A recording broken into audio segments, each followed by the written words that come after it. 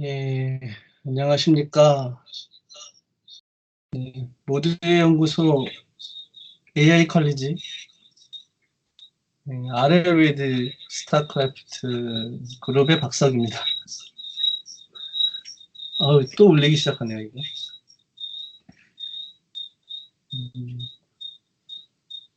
뭐를 꺼야 되겠네.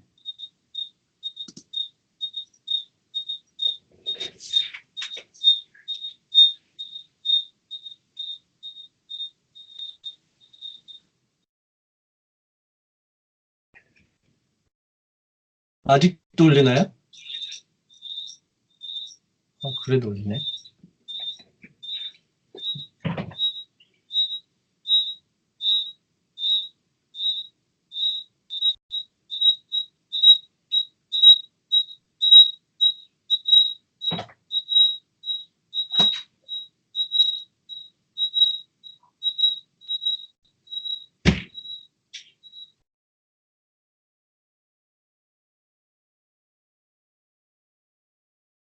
아, 이제 또 안 울리네. 예. 음, 오늘 30주차인데 이제 밸류 베이스드 메소드를 할 건데요. 제가 1주차, 2주차를 조금 짚고 넘어갈게요. 보시면은 이제 1주차, 2주차 때 이제 트래디셔널 RL에 대해서 공부를 했었고요.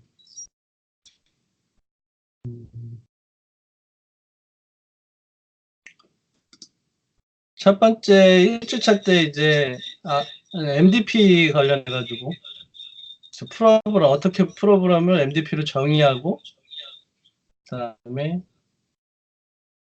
이제 펄러시, 옵티멀 펄러시 뭐 이런 개념들을 설명하죠. 밸류 펑션 이런 거 설명해서 그것들을 이용해서 이제 문제를 푸는 솔루션에 대해서 설명을 드렸고 그다음에 이제 다이나믹 프로그래밍에 대해서 설명을 드렸어요.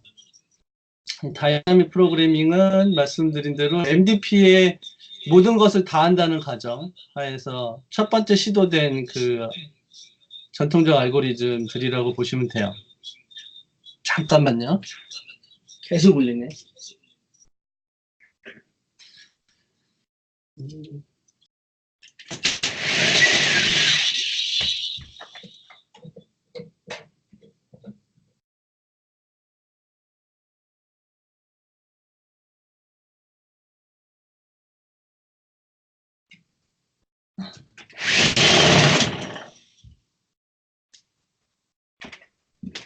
이제 좀 난가요? 예, 그래서 1주차 때 거 중에 제일 중요한 장표를 한 두 가지만 보면은 이제 MDP에 관련된 거죠. MDP.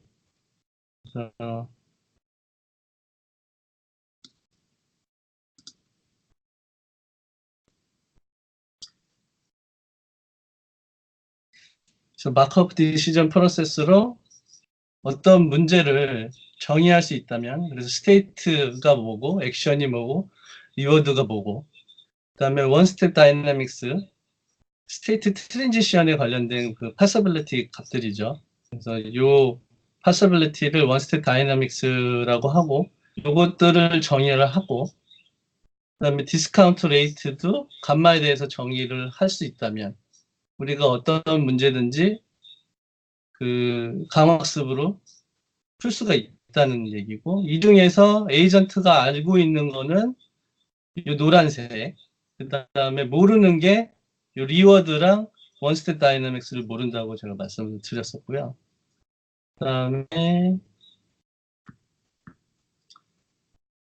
요장표가 중요해요. 그래서 우리가 뭐 밸류 펑션이나 이런 것들은 넘어갈게요. 밸류 펑션이 뭐 두 가지가 있었죠. 스테이트 밸류 펑션, 그다음에 액션 밸류 펑션이 있었고, 이제 그것들을 이용해서 뭘 구하기 위한 거냐? 펄러시를 구하기 위한 거였거든요, 결국은. 그래서 우리는 옵티멀 펄러시를 Q테이블, 이게 액션 밸류 펑션이죠. 액션 밸류 펑션을 이용해서 Q테이블을 만들고 그 Q스타를 구할 수 있으면 그 옵티멀 펄러시를 구하는 거라고 말씀을 드렸어요. 그것을 증명하는 어떤 예제가 여기 있었죠. 그래서 만약에 이게 이제 Q테이블이 이렇게 있는데 Q값, 그러니까 액션 밸류 펑션이요. 액션 밸류 펑션을 구하려면은 스테이트 밸류 펑션을 먼저 구해야 했었고요. 그래서 그거를 통해서 액션 밸류 펑션을 구하면 이게 이제 액션 밸류가 되겠죠. 각 스테이트 액션에 대한 이런 그 심플한 그 그리드 환경에서 예 이렇게 구하기만 한다면 그러니까 스테이트 밸류 펑션을 옵티멀한 스테이트 액션 밸류 펑션을 구하기만 한다면 어느 스테이트에 떨어지든지 간에 그 중에서 가장 맥시멈한 값을 따르면은 그 액션을 따르면은 우리는 그게 옵티멀 펄러시라고 봤던 거예요. 그래서 이제 그 우리가 MDP로 정의한 문제를 에이전트와 인바이러먼트 상호작용을 통해서 왜냐하면 왜 상호작용이 필요할까요? 그 이유는 이제 에이전트는 리워드랑 그 스테이트 트랜지션에 대해서 경험하지 않고는 모르거든요. 실제로 인터액션을 통해서. 그래서 그것들을 통해서 인터액션을 통해서 우리가 Q스타, 그러니까 스테이트, 액션, 밸류 펑션을 옵티멀한, 스타는 옵티멀하다는 뜻이거든요. 이걸 구하면 우리가 자동적으로 그 스테이트에서 가장 밸류가 높은, 액션 밸류가 높은 이 같은 1번 스테이트 같은 경우는 이제 2가 되겠죠. 그래서 오른쪽으로 가는 이런 액션 취하면 되는 거죠. 그래서 옵티멀 밸류 펑션을 구하기만 하면 옵티멀 펄러시는 이게 파이 스타라고 하는 옵티멀 펄러시는 자동적으로 구하게 되는 거죠. 예. 그래서 여기까지가 우리가 살펴봤고 그렇다면 이제 또 다른 질문이 나와요.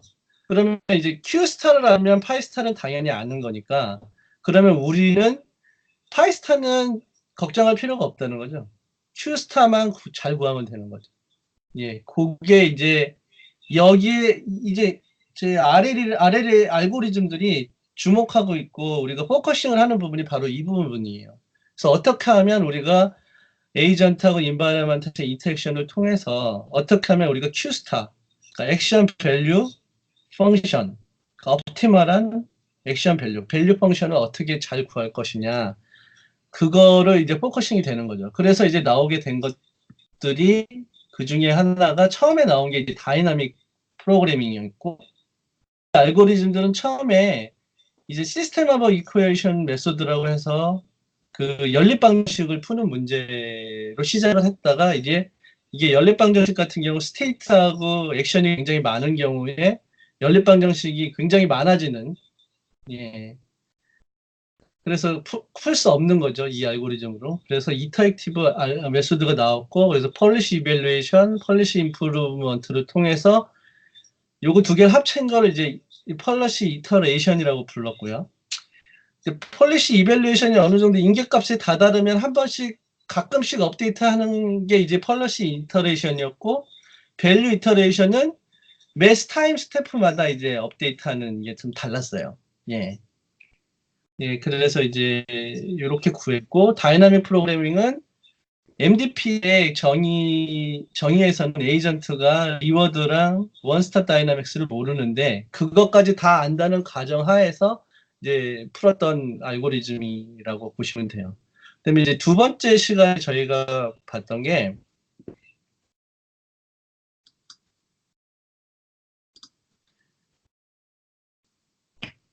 몬테카를로 메소드랑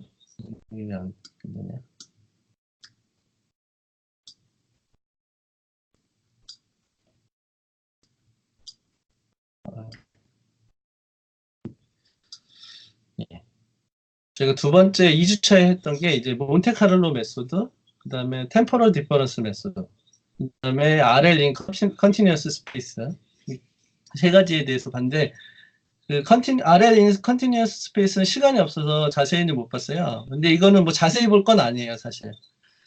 요것도 잠깐 좀 짚고 넘어갈게요. 몬테카를로 메소드랑 템포럴 디퍼런스 메소드가 다이나믹 프로그래밍 다음에 나온 그 전통적 알고리즘이라고 보시면 돼요. 순서대로 나왔다고 보시면 돼요. 다이나믹 프로그래밍, 그 다음에 몬테카를로, 그 다음에 템포럴 디퍼런스.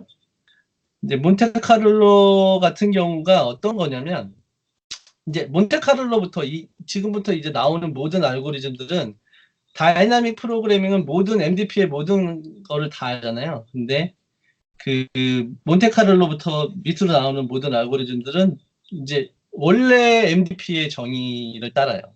원래 MDP의 정의는 되겠나요? 네, 이거였죠. 에이전트가 스테이트 액션, 그 다음에 디스카운트 레이트 정도는 아는데 리워드랑 원스타 다이내믹스를 모른다는 가정. 그래서 인터액션을 통해서 뭔가 계속 경험하지 않으면 알 수가 없는 그런 풀 수 없는 그런 문제들이 되는 거예요. 그래서 그거를 몬테카를로는 어떻게 풀었냐면 이제 에피소드를 모으고 이런 식으로 그렇죠? 에피소드를 모으고 에피소드가 끝나면 이 큐 테이블을 이런 식으로 이런 식으로 있죠. 이런 식으로 만들었던 거죠. 업데이트를 계속 했다는 거죠. 예, 그래서 모든 스테이트 액션 그에 대해서 그 액션 밸류들을 다 구했던 거죠. 예. 근데 얘가 문제점이 뭐였냐면은 뒤에 나오지만 장표에 어떤 문제점이 있었죠, 이제. 그래서 TD 알고리즘이 나온 건데 여기 보시면 이제 몬테카를로는 그 에피소드가 끝나야만 업데이트가 됐어요. 그러니까 큐테이블이 업데이트가 됐고 왜 우리가 자꾸 큐테이블을 업데이트하고 큐테이블에 포커싱을 하느냐는 아까 제가 설명드렸죠. 우리가 옵티멀 큐테이블, 그러니까 옵티멀 액션 밸류만 구하기만 하면 옵티멀 펄러시는 자동적으로 구하게 된다고 말씀드렸잖아요. 그래서 우리는 옵티멀 큐테이블을 어떻게 잘 구할 것이냐. 그래서 이제 몬테카를로는 에피소드를 일단 모으고 에피소드가 끝날 때마다 하나가 에피소드가 끝날 때마다 이제 업데이트하는 그런 알고리즘인데 이게 어떤 문제가 있냐면 여기 보시면 그때 제가 이제 셀프 드라이빙 카를 좀 말씀을 드렸죠. 그러니까 어떤 에피소드가 끝난다는 거는 셀프 드라이빙 카에서는 그 자동차가 어떤 목적지에 도착을 한다거나 혹은 어떤 차 사고가 나서 더 이상 움직이지 못하는 그런 환경. 그러니까 에피소드가 끝날 때까지는 학습을 하지 못하는 거잖아요. 그래서 이런 것들이 어떤 문제가 됐던 거죠. 그래서 이거는 문제가 됐다기보다는 좀 효율적이지 않은 알고리즘이라고 보는 거죠. 예. 그래서 TD는 몬테카를로랑 어떻게 다르냐면 몬테카를로는 에피소드가 한번 끝나야 어떤 스테이트 액션에 대한 밸류를 업데이트 하는데 이제 몬테카를로는 템포럴 디퍼런스, 그러니까 TD 알고리즘들은 바로바로 업데이트가 돼요. 타임 스태프가 끝날 때마다 업데이트가 됐었어요. 그래서 나온 것들이 이제 TD에서 살사가 있었고요. 이런 식으로 살사가 있어서 그 다음에 큐러닝, 그 다음에 익스펙티드 살사 이제 세 가지를 제가 설명을 드렸었고 이제 살사 같은 경우는 업데이트를 할 때 이제 이런 식으로 한 번 더 보는 거죠. 그러니까 SARSA 한 번 더 스테이트 액션을 취한 다음에 그 결과값을 가지고 그러니까 커런트 에스티메이트를 구하고 얼터네이티브 에스티메이트를 구하고 그 차이 값의 알파만큼 그 하이퍼 파라메타를 곱해서 원래 있던 값에 업데이트를 하는 이런 이런 방법을 썼었죠. 그래서 살사라는 게 있었고 이제 살사하고 몬테카를로의 이 업데이트하는 방식이 좀 다르죠. 여기 식을 보시면 이 식에 대해서 좀 설명을 드렸고 이 식에 의해서 실제로 이게 어떻게 업데이트 되는지 여기가 왜 6.2가 됐고 여기가 왜 8.2가 됐는지 대해서 좀 설명을 드렸었어요. 그렇게 해서 살사를 했었고 그 다음에 살사하고 큐러닝이 어떻게 다른지에 대해서 쭉 설명을 드렸었고요. 이런 식으로 다르죠. 이제 큐러닝은 우리가 살사 맥스라고 하고 원래 살사는 살사 제로라고 하거든요. 네. 그래서 큐러닝은 여기가 달랐죠. 그러니까 큐러닝 같은 경우는 액션을 한 번도 취하지 않고요. 그냥 두 번째 스테이트에서, 그러니까 다음 스테이트 한 번 더 가본다고 했잖아요. SA, RS, S까지 간 다음에 그 스테이트, 다음 스테이트에서 가장 그 맥시멈, 큐 테이블에서 제일 맥시멈한 값, 그 액션을 취한 그 액션에 대한 그 큐 테이블에서 그 가장 맥시멈 하는 값을 그냥 구한다고 했죠. 예, 이 부분이 다른 거예요. 이 부분이. 이렇게 구하는 방법. 그 다음에 익스펙티드 살사는 계산을 할 때 그 액션하고 스테이트, 그러니까 그 액션이 일어나는 그 파서빌리티에다가 그 큐 테이블에 있는 각각의 값을 곱해서 그거를 썸한 값. 예. 그래서 살사하고 살사맥스하고 익스펙티드 살사가 조금 다른 거죠. 그러니까 템퍼럴 디퍼런스 메소드 대표적으로 세 개가 있는데 그게 이제 약간 조금씩 다르다. 이 부분이 조금씩 다르다. 그러니까 커런트 에스티메이트는 이렇게 구하지만 우리가 다음 에스티메이트, 얼터너티브 에스티메이트는 이런 식으로 좀 다르다는 거죠. 구하는 것이. 결과적으로는 살사건 살사맥스건 뭐 익스펙티드 살사건 커런트 에스티메이트하고 그러니까 얼터너티브 에스티메이트를 구한 다음에 커런트 에스티메이트를 값을 빼서 그 다음에 알파만큼 곱해서 하이퍼 파라미터죠. 그만큼 곱해서 원래 있던 값에 큐 테이블에다 업데이트하는 이런 방법이 이제 템퍼럴 디퍼런스 메소드가 되겠습니다. 그래서 여기서 템퍼럴 디퍼런스 세 가지에 대한 어떤 성능을 제일 말씀드렸고, 그리고 나중에 읽어보시고요. 제일 좋은 게 익스펙티드 살사고, 그 다음이 뭐였죠? 큐러닝, 살사고, 그 다음에 큐러닝이었죠. 예, 그 다음에 여기서 이제 온펄러시랑 어프펄러시의 차이점에 대해서 좀 설명을 드렸던 거고요. 그래서 이제 크리프 워킹 태스크 여기서 보시면 살사하고 큐러닝의 어떤 성능 차이를 좀 보여주고 둘 중에 그 살사는 옵티멀 패스를 찾고 세이프 패스를 찾나요? 왜 세이프 패스를 찾죠? 살사가? 혹시 아시는 분 계신가요, 이거? 아시는 분이 있으실 것도 같은데. 그러니까 살사하고 큐러닝의 차이점이 그 업데이트를 할 때 두 번째 스테이트에서 그러니까 맥시멈 값을 큐 테이블에서 찾느냐 아니면은 액션을 해보느냐는데 한 번 더 액션을 해서 뭔가 큐 테이블에서 가져온다는 건데 둘 중에 그러면은 어떤 알고리즘이 그 살사하고 큐러닝 중에 어떤 알고리즘이 더 그 익스플로레이션을 많이 하는 건가요? 말을 큐러닝은 그냥 맥스 값을 가져오잖아요. 그러니까 살사가 더 그 뭐라 그러죠? 얘네는 다 그 입실론 그리디 팔러시를 써서 액션을 취하잖아요. 그래서 살사가 조금 더 큐러닝보다 그 익스플로레이션을 많이 한다고 보는 거죠. 익스플로레이션을 많이 한다는 거는 그 세이프한 패스를 찾는 게 아니라는 거죠. 항상 맥시멈한 값을 찾는 게 아니라 좀 모험을 한다는 거죠. 그래서 여기 이 클리프 그 환경에서 이 클리프에 떨어지면은 저기 마이너스 리워드를 많이 받는데 그런 그 리스크를 감수하고 이렇게 가까이 가면서 옵티멀 패스를 찾게 되는 거죠. 말하자면. 그래서 살사가 더 옵티멀 패스를 찾고 제가 알기로는 그런데 다른 의견이 있으시면 제가 틀릴 수도 있으니까 저는 그렇게 지금 이해하고 있습니다. 예. 일단 요거는 여기까지 말씀을 드리고 그래서 컨티뉴 스페이스에 가면은 이게 왜 나왔냐면 갑자기 몬테카를로 그러니까 다이나믹 프로그래밍을 저희가 했고 그다음에 몬테카를로를 했고 몬테카를로가 어떤 에피소드 단위로 끝나야만 업데이트되는 그런 단점을 뛰어넘기 위해서 이제 템퍼럴 디퍼런스 메소드 살사 큐러닝 알고리즘이 나왔는데 얘네들까지도 문제가 있어요. 어떤 문제가 있냐면 이게 컨티뉴어스 스페이스나 여기 그러니까 액션이나 스테이트에 대해서 실세계에 일어나는 액션하고 환경의 그 실세계 환경의 액션하고 스테이트가 이게 디스크리트한 스페이스가 아니에요. 그러니까 기존에 제가 좀 전에 설명드렸던 이런 단순한 환경이 아니라는 거죠. 그리드 월드 같은 이런 스테이트가 뭐 끼해봐야 3개, 4개, 뭐 많아봐야 뭐 100개 이런 거 액션도 뭐 한 100개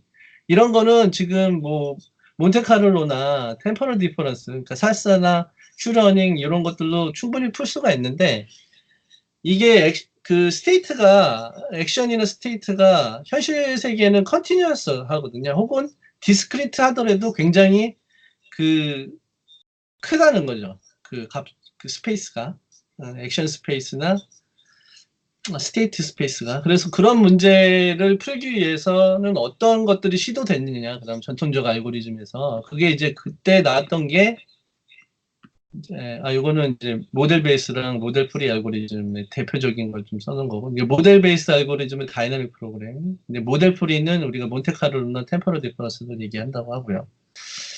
그래서 우리가 이제 이 컨티뉴어스 스페이스를 다루기 위해서 어떤 시도들이 됐냐면, 처음에 이제 디스크리티타이제이션 하는 알고리즘들이 연구가 됐었어요. 그 다음에 최근에 들어서 이제 펑션 어프로시메이션, 그래서 딥러닝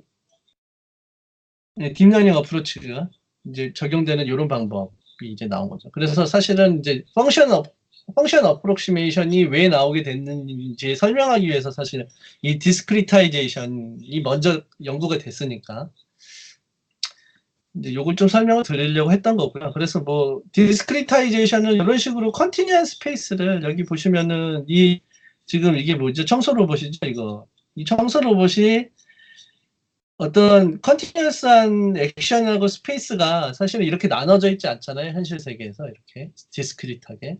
근데 그 딥러닝 어프로치, 그러니까 펑션 어프로시메이션이 나오기 전까지는 어떻게 했냐면 이게 지금 이런 식으로 스페이스를 그러니까 스테이트 스페이스를 이런 식으로 나눈 거예요. 이렇게 디스크리트하게. 그러면 어떤 문제가 발생하면은 이 로봇이 이쪽 별까지 갈 수가 없어요. 걸려서. 그렇죠? 그래서 나온 게 이제 non-uniform discretization에서 이렇게 좀 폭이 작게 하면 얘가 갈 수가 있잖아요. 뭐 이런 식으로 간다던가 아니면은 non-uniform 이런 식으로 버큐um 클리너 월드에서 이런 식으로 좀 이게 요 스테이트 자체를 이렇게 좀 잘게 쪼갠다든가 그러면 이쪽으로 더 들어갈 수 있겠죠. 이런 식으로 해결을 했던 거죠. 그래서 이렇게 스테이트를 컨티뉴어스 스페이스를 이제 디스크리트하게 다 만드는 어떤 알고리즘들이 계속 연구가 됐고, 그 다음에 그 중에 하나가 이제 타일 코딩이라는 거. 그래서 타일을 지금 보시면 이 스페이스에 대해서 이 타일을 여러 개를 둬요. 여러 개를 만들어서 여러 개의 타일로서 이 하나의 스페이스가 설명이 되는 거예요. 예. 그래서 이런 식으로 타일 알고리즘이 타일 코딩이라고 하는 이 알고리즘이 또 적용이 됐었고요. 그 다음에 이렇게 균일하게 하는 게 아니라 어댑티브하게 타일을 이렇게 나누는 이런 것도 시도가 됐었고 그 다음에 네모나게 하는 게 아니라 정사각형이나 뭐 이렇게 직사각형으로 뭔가 디스크리타이즈가 하는 게 아니라 이렇게 원 형태로 해서 이렇게 하는 것도 시도가 됐었어요. 이렇게 했었는데 여전히 풀리지가 않았었고요. 그래서 나오게 된 게 이제 펑션 어프로시메이션이라고 보시면 되고 이제 펑션 어프로시메이션은 우리가 어떤 웨이트를 같이 주는 거죠. 그래서 웨이트가 학습되는 거죠. 그래서 웨이트가 학습되는 우리 딥러닝에서 많은 이 웨이트가 학습되는 이런 어프로치가 시작된 거죠. 그래서 이제 그걸 설명드리기 위해서 제가 이 장표를 좀 만들었고요. 그 다음에 지금 30분이나 지났네요. 그러면 잠깐만요. 문제를 좀 풀어볼게요. 그래서 이제 저번 주에 이 문제를 풀어보셨는지 모르겠는데 이거 틀리시는 분이 있을 거예요, 분명히. 예, 요거를 문제를 풀면서 조금 앞부분을 짚고 넘어가는 게 좋을 것 같아요. 보면은 그리드 월드가 이렇게 있어요. 그리드 월드가 있고 스테이트가 이렇게 있고 액션이 이렇게 있고 이런 어떤 환경에서 문제가 이제 들어갑니다. 여기 보면은 디스카운트 레이트는 1이라고 그랬어요. 감마가 1이에요. 예. 그래서 그동안에 공부했던 걸 이제 보는 거죠. 그래서 스테이트이죠. 스테이트의 사이즈가 어떻게 되나요, 여기서? 이 환경에서? 예, 그래서 이제 4개죠. 4개. 여기서 왜, 여기 이 노테이션 플러스가 뭐냐면, 음, 터미널 스테이트를 포함할 경우에는 이 스테이트가 대문자는 스테이트 스페이스를 얘기하거든요. 예, 근데 플러스 스테이트 S 플러스 대문자 S 플러스는 터미널 상태를 포함한 스테이트 스페이스를 얘기해요. 예. 그래서 우리가 논문 같은 거 볼 때 이렇게 플러스가 있으면 아 터미널 스테이트를 포함한 스테이트 스페이스를 얘기하는구나라고 생각하시면 돼요. 하여튼 그래서 이 경우는 터미널 스테이트가 여기잖아요. 예. 그래서 총 4개의 스테이트가 있는 거죠. 그 다음에 액션은 아시다시피 여기 이제 위아래 좌우 해서 4개. 얘도 4개죠. 그래서 이런 식으로 푸시면 되는 거죠. 그리고 여기서 감마죠. 감마. 디스카운트 레이트 감마가 1이라는 거는 예, 디스카운트, 리워드가 디스카운티드 안 된다는 거죠. 미래의 리워드에 대해서 디스카운트를 안 해준다는 거예요. 감마가 1하고 0 사이에 있는 어떤 값이었으면 디스카운트를 하는 거잖아요. 점점 작아지니까. 스텝이 계속 늘어날수록, 타임 스탬프가 늘어날수록 제곱을 해주잖아요. 거기다가 계속 곱해주잖아요. 감마를. 그래서 2번이고, 요건 읽어보시면 쭉 나오실 것 같아요. 요것도 마찬가지예요. 근데 요거에 틀리시는 분이 많아요. 제가 보시면은, 자, 이 문제가 뭐냐면, 스테이트 2에서 위로 갔어요. 위로 가는 액션을 취했어요. 에이전트. 그러면 다음 상태와 리워드는 뭐가 될 거냐, 이거죠. 그러니까 스테이트 2에서 액션 위로 가는 액션을 취하면 다음 상태는 어떻게 될까요? 하면 보통 제자리에 있는다는 말씀을 제일 많이 하시는데 그렇지가 않아요. 그러니까 이거는 이쪽 3번 스테이트로 가거나 1번 스테이트로 가거나 말씀하신 대로 스테이트 2 그대로 있거나 이 세 가지 상태가 돼요. 예. 왜 그러냐면 이 에이전트는 환경에 대해서 몰라요. 그리고 환경은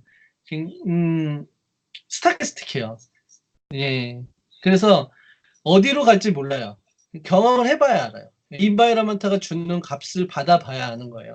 근데 그게 어떻게 되느냐를 묻는 질문이에요. 근데 여기서 보통 사람들이 어떻게 생각하냐면 그냥 2번에서 위로 갔으니까 벽이 있으니까 다시 2번이 되겠지라고 생각하는데 그렇지 않을 수 있다는 거죠. 예. 요게 함정이에요. 요거를 이제 그러니까 요 환경에 대해서 우리가 이해를 해야 된다는 거예요. 그러니까 MDP라는 것에 대해서 이해를 하셔야 된다는 거예요. 예. 그다음에 퀘스천 이제 5가 이제 요것도 요건 이제 풀어보시면 아실 거예요. 여기서 이제 옵티멀 펄러시가 어떻게 되느냐.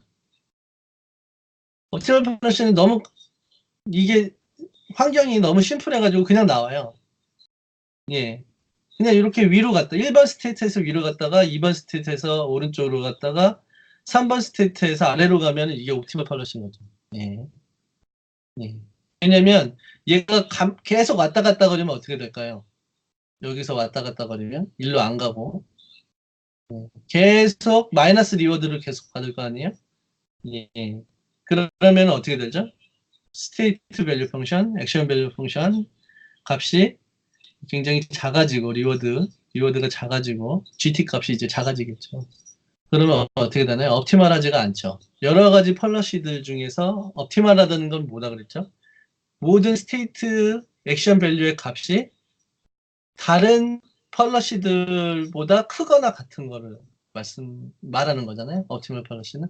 그래서 이건 당연히 이제 이렇게 되겠죠. 그래서 답은 이렇게 되는 거고요.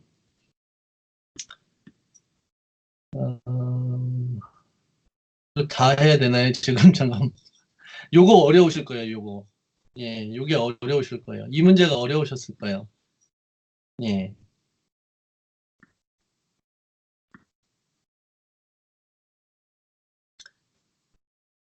요거를 할까요? 말까요? 지금 잠깐만요. 음,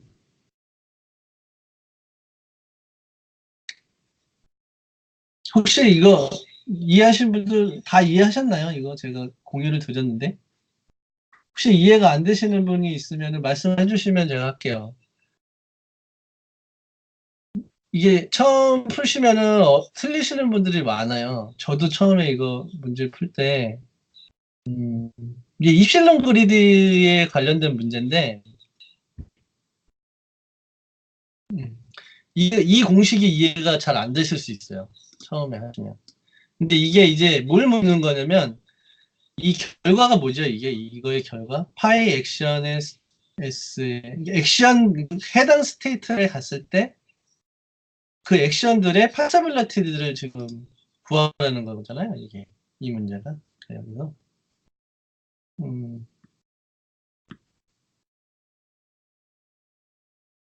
한번 풀어보죠. 어, 이제, 이렇게 생긴 어떤, 이게 뭔가요? 이게 Q 테이블이죠. Q 테이블. 네, Q 테이블이 이렇게 생겼어요. 여기 보니까 스테이트는 두 개밖에 없는 거고, 액션이 두 개밖에 없는 환경인 거죠. 예. 그러면은, 그리디한 펄러시를 쓸 때, 그쵸? 어,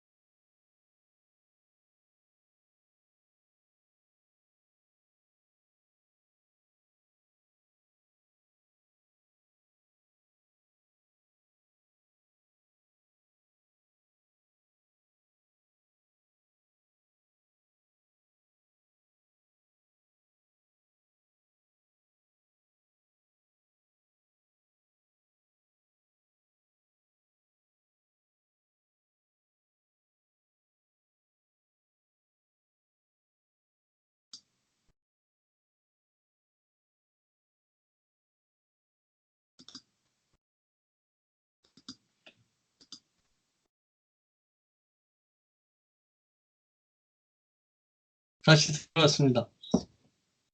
컴퓨터가 또 꺼졌네요. 알겠습니다.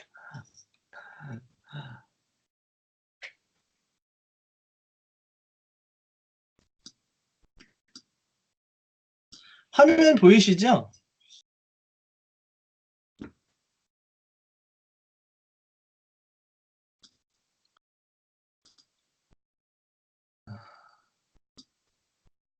어디까지였네요. 예. 그래서 저희가 문제를 풀다가 지금, 예, 이 문제를 풀다가, 예, 예, 예, 이 문제를 풀다가, 이제 이 문제를 풀면은 이게 이제 봅시다. 스테이트 1에서 셀렉트 액션 1을 취하고 스테이트 액션은 1을 취한다. 이게 뭔가요? 그러니까 스테이트 1에서는 뭐를 취해야 되나요, 지금? 이 액션 밸류가 1보다 2가 크니까 액션 2번을 취해야 되는 거죠. 그 문제예요.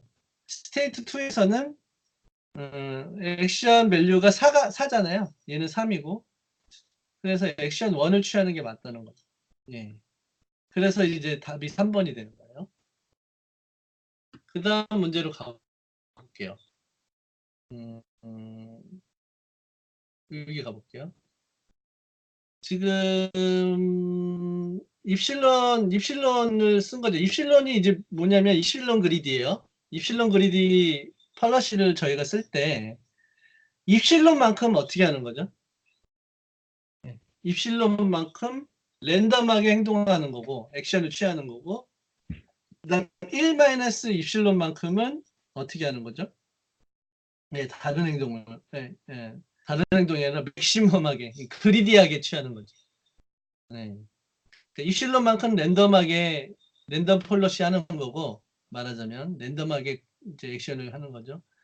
그 다음에 1 입실론만큼은 그리디하게 뭔가 하는 거죠. 이제 그게 설명된 게 이제 이 부분이고 이 부분이죠. 그랬을 때 어떤 밸류가 입실론에 어떤 밸류를 했을 때 개런티를 하느냐 그리디 액션을 항상 그리디 액션만 취할 수 있게 항상 그리디 액션을 취하려면 입실론은 어떤 값을 해야 되나요? 입실론만큼만 어떻게 한다 그랬죠? 입실론만큼 랜덤하게 행동한다 그랬잖아요. 랜덤하게 액션을 취한다 그랬잖아요. 그러니까 맨날 계속 그리디한 액션이 항상 취하려면 어떻게 돼요? 입실론이 0이어야 되잖아요. 예. 모든 확률로 그러니까 1 그러니까 1만큼 다 랜덤이 아니라 저기 맥시멈한 값을 구하는 그리디하게 구하는 게 그러니까 입실론이 0이니까 1 입실론만큼 그리디하게 하잖아요. 그렇죠? 그렇다는 거는 1이라는 거는 이제 확률에서이죠. 모든 경우에 다 그렇죠? 100% 그리디하게 취하는 거죠. 항상요. 이제 이 문제는 그래서 1번이 답인 거고 저희 답은 요 밑에 있어요. 보시면 1번에 답. 그다음에 퀘스천 2번은 뭘까요? 여기서 또 사람들이 많이 틀려요. 여기서 아마 1이라고 하시는 분들이 많이 있을 수 있어요. 예. 그러니까 항상 넌 그리디한 액션을 취하는 거는 뭐냐? 입실론을 어떻게 했을 때냐라는 거죠. 예.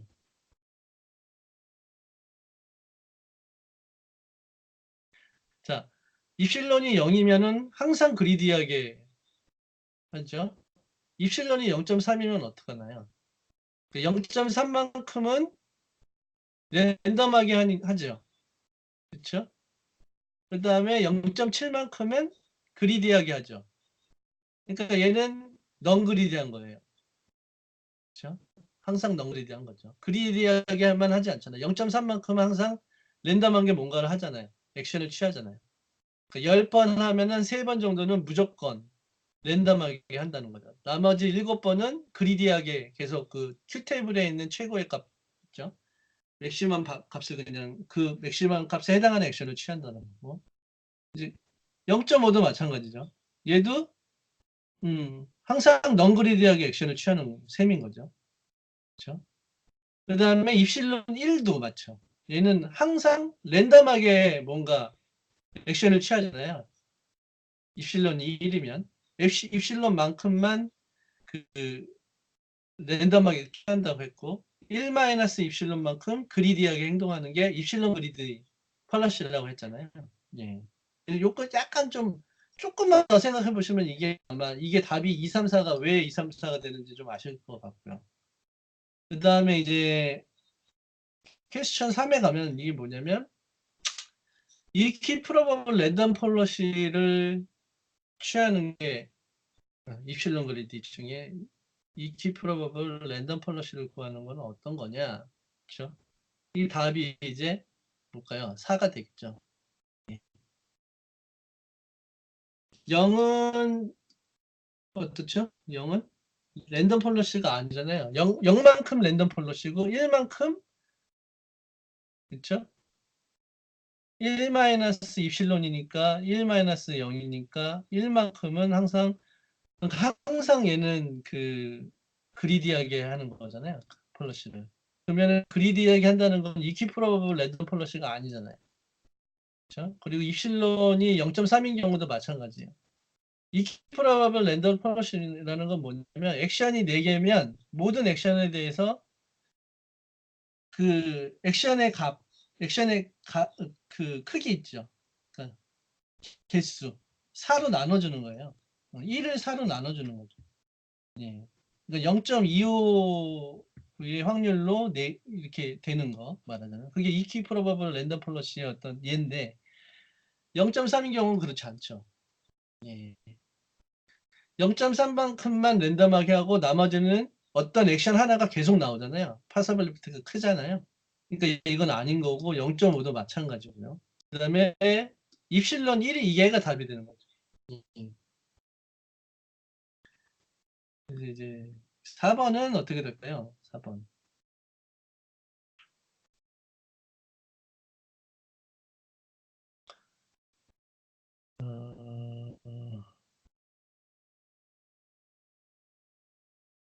How might you guarantee that the agent select each of the available actions with non-zero probability? 아니, 마음에 안 와닿네요, 이렇게 문제가. 여러분도 그러셨겠네요. 처음부터 읽어볼게요. 이 입실현 밸류가 어느 게 그리디 액션을 취할 때, 예. 넌 그리디 액션을 취할 수도 있죠. 그렇죠. 그렇죠. 그리디 액션을 취할 수도 있고, 넌 그리디 액션을 취할 수도 있죠. 입실현 그리디 펄러시는. 그러면은, 어, 넌제로 파라빌리티를 가진 액션을 가능하게 하는 그런 에이전트가 그걸 셀렉트할 수 있는 개런티하는 게 뭐가 있냐? 입실론 0이냐, 0.3이냐, 0.5냐, 1이냐. 이거 답이 아마 5번이죠? 이게. 2, 3, 4구나. 얘가 2, 3, 4네요. 얘가 2, 3, 4구나. 얘가 5였네요. 2번 답이. 얘가 저도 또 틀렸네요, 이 문제를. 문제를 다시 한번 읽어볼게요. 음. select non-greedy 액션을 항상 취하는 거는 없는 거네요. 여기 보니까. 음, 그래서 5번이 되는 거고. 여러분 이거 이해되세요? 지금? 혹시 이해되시는 부분 있으세요?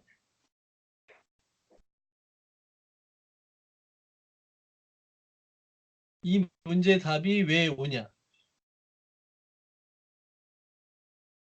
이 왜 오냐? 이거는 설명드렸고 3번도 설명드렸고 4번이 2, 3, 4였는데 제가 이게 2번이 2, 3, 4인 줄 알았네요. 제가 잘못 이해했네요. 이게. 네. 그렇죠.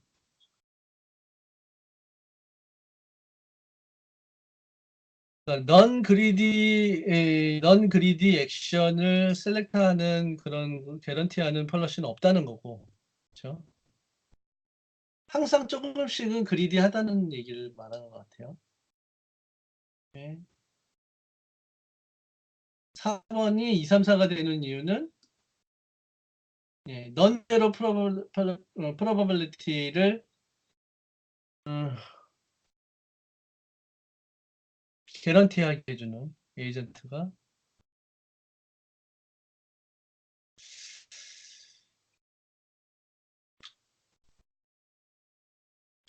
이거 답이 좀 잘못된 것 같은데 제 생각에. 요거 다시 제가 문제를 다시 읽어주고 이거 다음 시간에 제가 다시 확실하게 해서 올게요. 저도 헷갈리네요, 이게.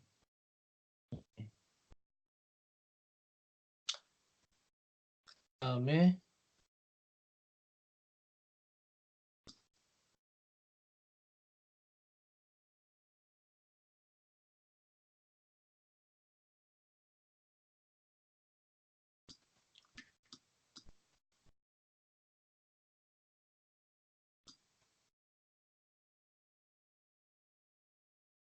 지금 이거는 뭐냐면은 그 몬테카를로랑 그다음에 살사, 그다음에 큐러닝, 그다음에 익스펙티드 살사에 대해서 자 공식이 조금씩 업데이트하는 공식이 조금씩 달랐잖아요. 그거를 실습해 볼 수 있는, 그러니까 계산해 볼 수 있는 어떤 문제들이에요. 그래서 지금 같은 상황이거든요. 그러니까 어떤 T라는 스텝에 타임 스탬프에서 큐테이블 안이 이렇게 생겼어요. 그러니까 지금 스테이트가 3개고 그다음에 액션이 4개인데 거기에 이제 이런 식으로 그 액션 밸류 펑션이 이렇게 들어가 있었던 거죠. 들어가 있었던 거고 이 상태에서 이제 에피소드가 이렇게 끝난 거죠. 예. 그랬을 때 큐테이블이 어떻게 업데이트 될 것이냐 라는 걸 이제 묻는 거고 이 퀴즈는 이게 뭐냐면 그 이제 몬테카르 MC라는 건 이제 몬테카를로 컨스탄트 알파 몬테카를로 알고리즘인데 알파 값이 0.1이에요. 예. 그러면 어떻게 계산을 해야 되느냐는 거죠. 이제는 스테이트 1에서 스테이트 1에서 액션을 Y에서 했을 때 그러니까 여기 스테이트 그죠? 여기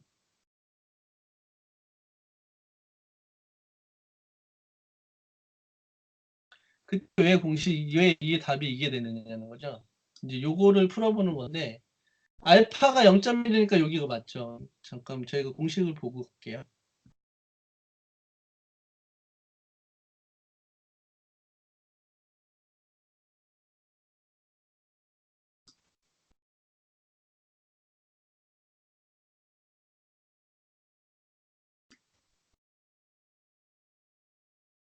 그러면은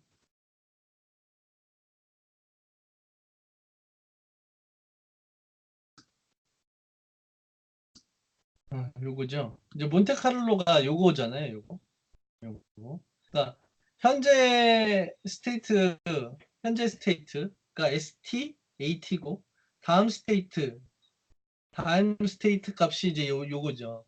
그러니까 다음 스테이트가 아니죠. GT 값을 구하죠. 몬테카를로는 에피소드를 다 끝나니까 에피소드를 다 보잖아요. 그러니까 리워드가 GT 값을 구하실 수가 있어요. 그래서 그 값을 구하고 거기서 현재의 값을 빼요. 그래서 알파만큼 곱해준 거를 이제 더해서 현재의 값에 더해서 업데이트하는 거죠. 그러니까 여기서 어떻게 되나요?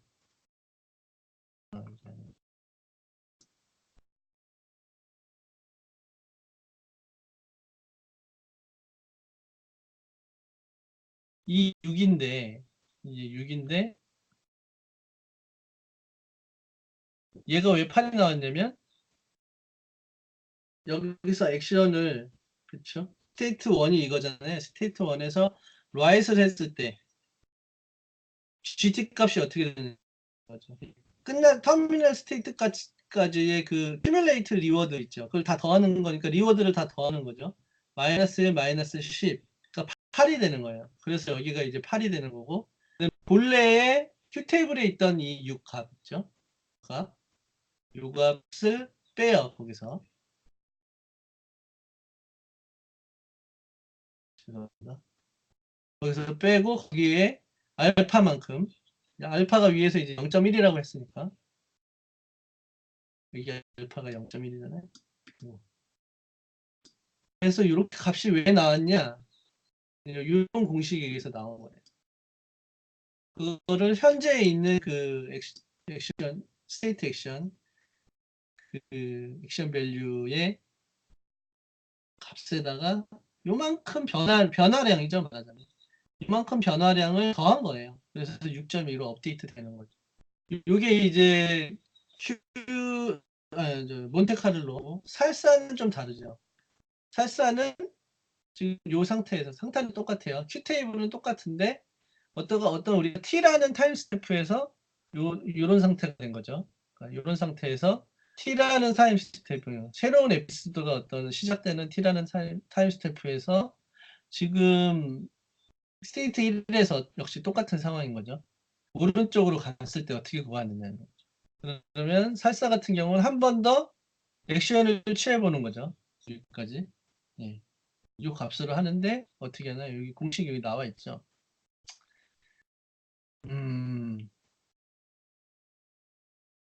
여기 보면은 피치 엔트리 테이블 업데이트 되는 게 뭐죠?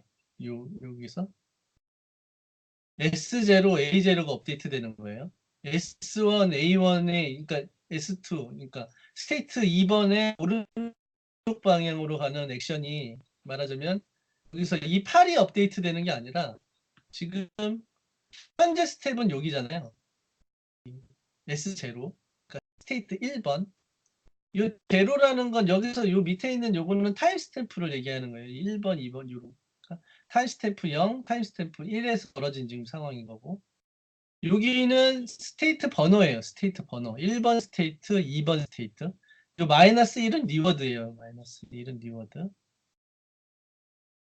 이런 상황에서 어디가 업데이트 되느냐 물어보는 질문이에요. 그래서 얘는 스테이트 1의 액션 Y시죠. 그래서 이제 답이 3번이 되는 거예요. 그렇죠?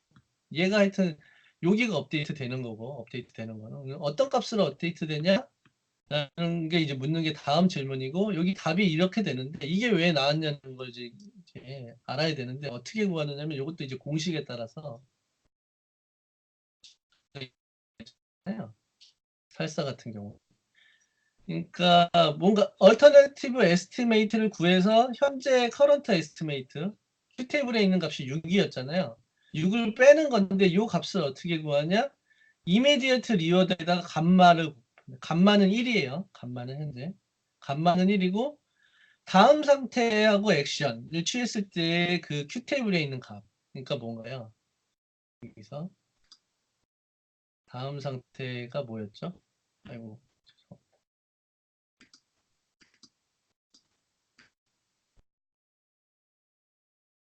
다음 상태가 2번 스테이트에서 오른쪽. 2번 스테이트 오른쪽. 그러니까 8번이죠. 8이죠. 8. 8이고 리워드는 마이너스 1이었잖아요. 이미디어트 리워드가 마이너스 1이고 그 다음에 8에다가 8 마이너스 6 하는데 이게 사실은 괄호가 하나 더 안에 있고 감마를 곱해줘야 돼요. 디스카운트 레이트를. 근데 디스카운트 레이트를 1이라고 가정했을 때 예, 이런 식으로 이제 구하는 거죠. 예. 여기 왜 나왔는지 이제 이해가 좀 되셔야 되고요. 예. 그래서 여기서 뭐 조금 약간 좀 계산할 때 실수하라고 각종 이상한 정보 뭐 필요한 정보긴 하지만 입실론이 0.4라는 뭐 이런 얘기를 줬는데 여기에 영향을 주지 않잖아요. 그렇죠? 그렇죠? 뭔가 업데이트 할 때 영향을 주지 않죠. 입실론 값이. 그다음에 큐러닝 살사를 해서 했던 거는 하고 큐러닝은 또 어떻게 되나요? 똑같이 구하는데 조금씩 다르겠죠. 여기가 이게 왜 구가 되나요? 예. 다음 스테이트가 스테이트 2로 갔을 때 여기서 스테이트 맥시멈 값을 그냥 가져온다 그랬잖아요. 그렇죠? 9번 9가 제일 맥시멈이잖아요. 2번 스테이트 다음 스테이트에 그 다음 스테이트에 2번 스테이트에 큐 테이블에서 가장 맥시멈한 값을 그냥 가져온댔잖아요. 큐러닝은 그러니까 9를 가져오는 거예요. 그냥 예. 그래서 여기가 9가 된 거예요. 아까는 살사에서는 8이었는데 이렇게 됐던 거고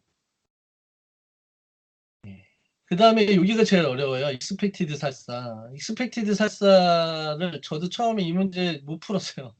왜 이렇게 나오나 이게 이게 입실론 그리드에 대해서 알지 못하면 이걸 구할 수가 없어요. 입실론 그리드가 입실론이 0.4라 그랬잖아요. 그러면 각 액션에 대한 파서빌리티를 구해야 돼요. 그래야지 우리가 익스펙티드 살사 같은 경우는 각 액션에 대한 파서빌리티를 구하고 그 파서빌리티에다가 그 큐 테이블에 있는 그 액션 밸류를 다 곱해서 썸을 한다 그랬잖아요. 예.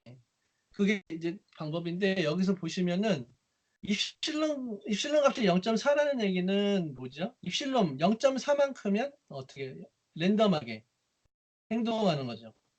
그렇죠? 0.4만큼. 그 얘기는 뭐죠? 우리가 스테이트가 4개니까 어떻게 되나요? 4로 나누면 0.4를 4로 나누면 0.1, 0.1, 0.1이 되죠. 그렇죠? 그 중에서 선택한 액션은 그 중에 하나잖아요. 예. 뭐죠?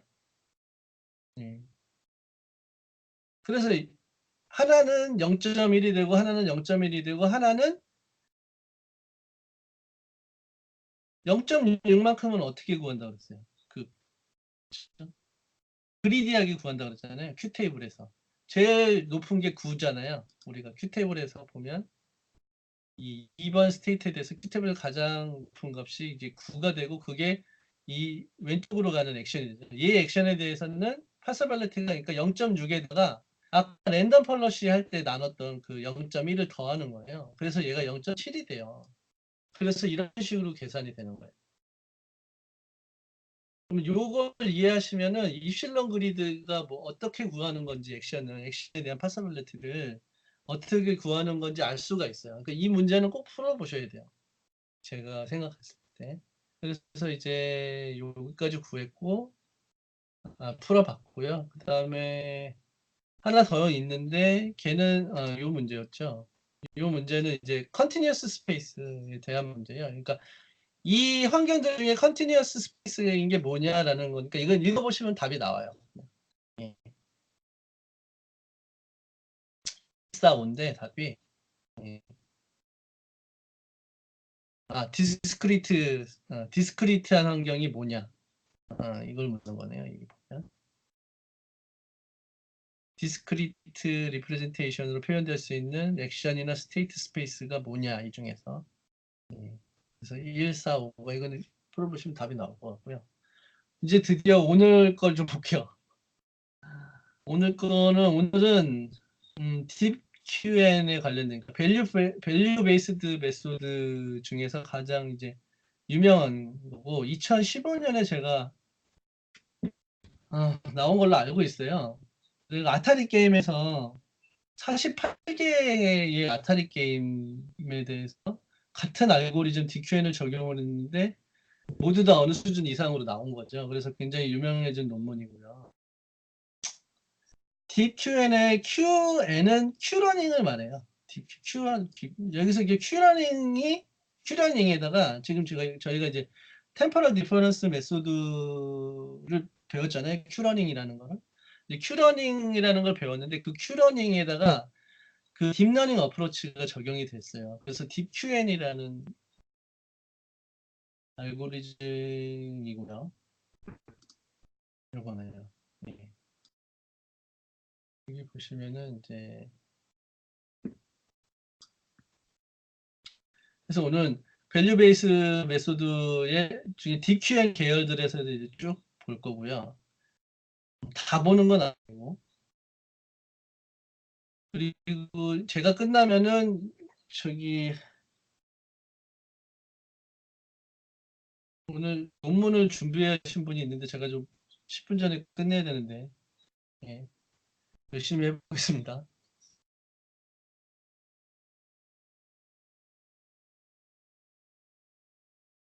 이면동 님이 그 논문을 하나 저기 리뷰해 주시기로 했어요. 그 10분 전에 제가 끝내도록 할게요. 15분 정도에 끝내야 되겠네요. 45분까지 제가 달려볼게요.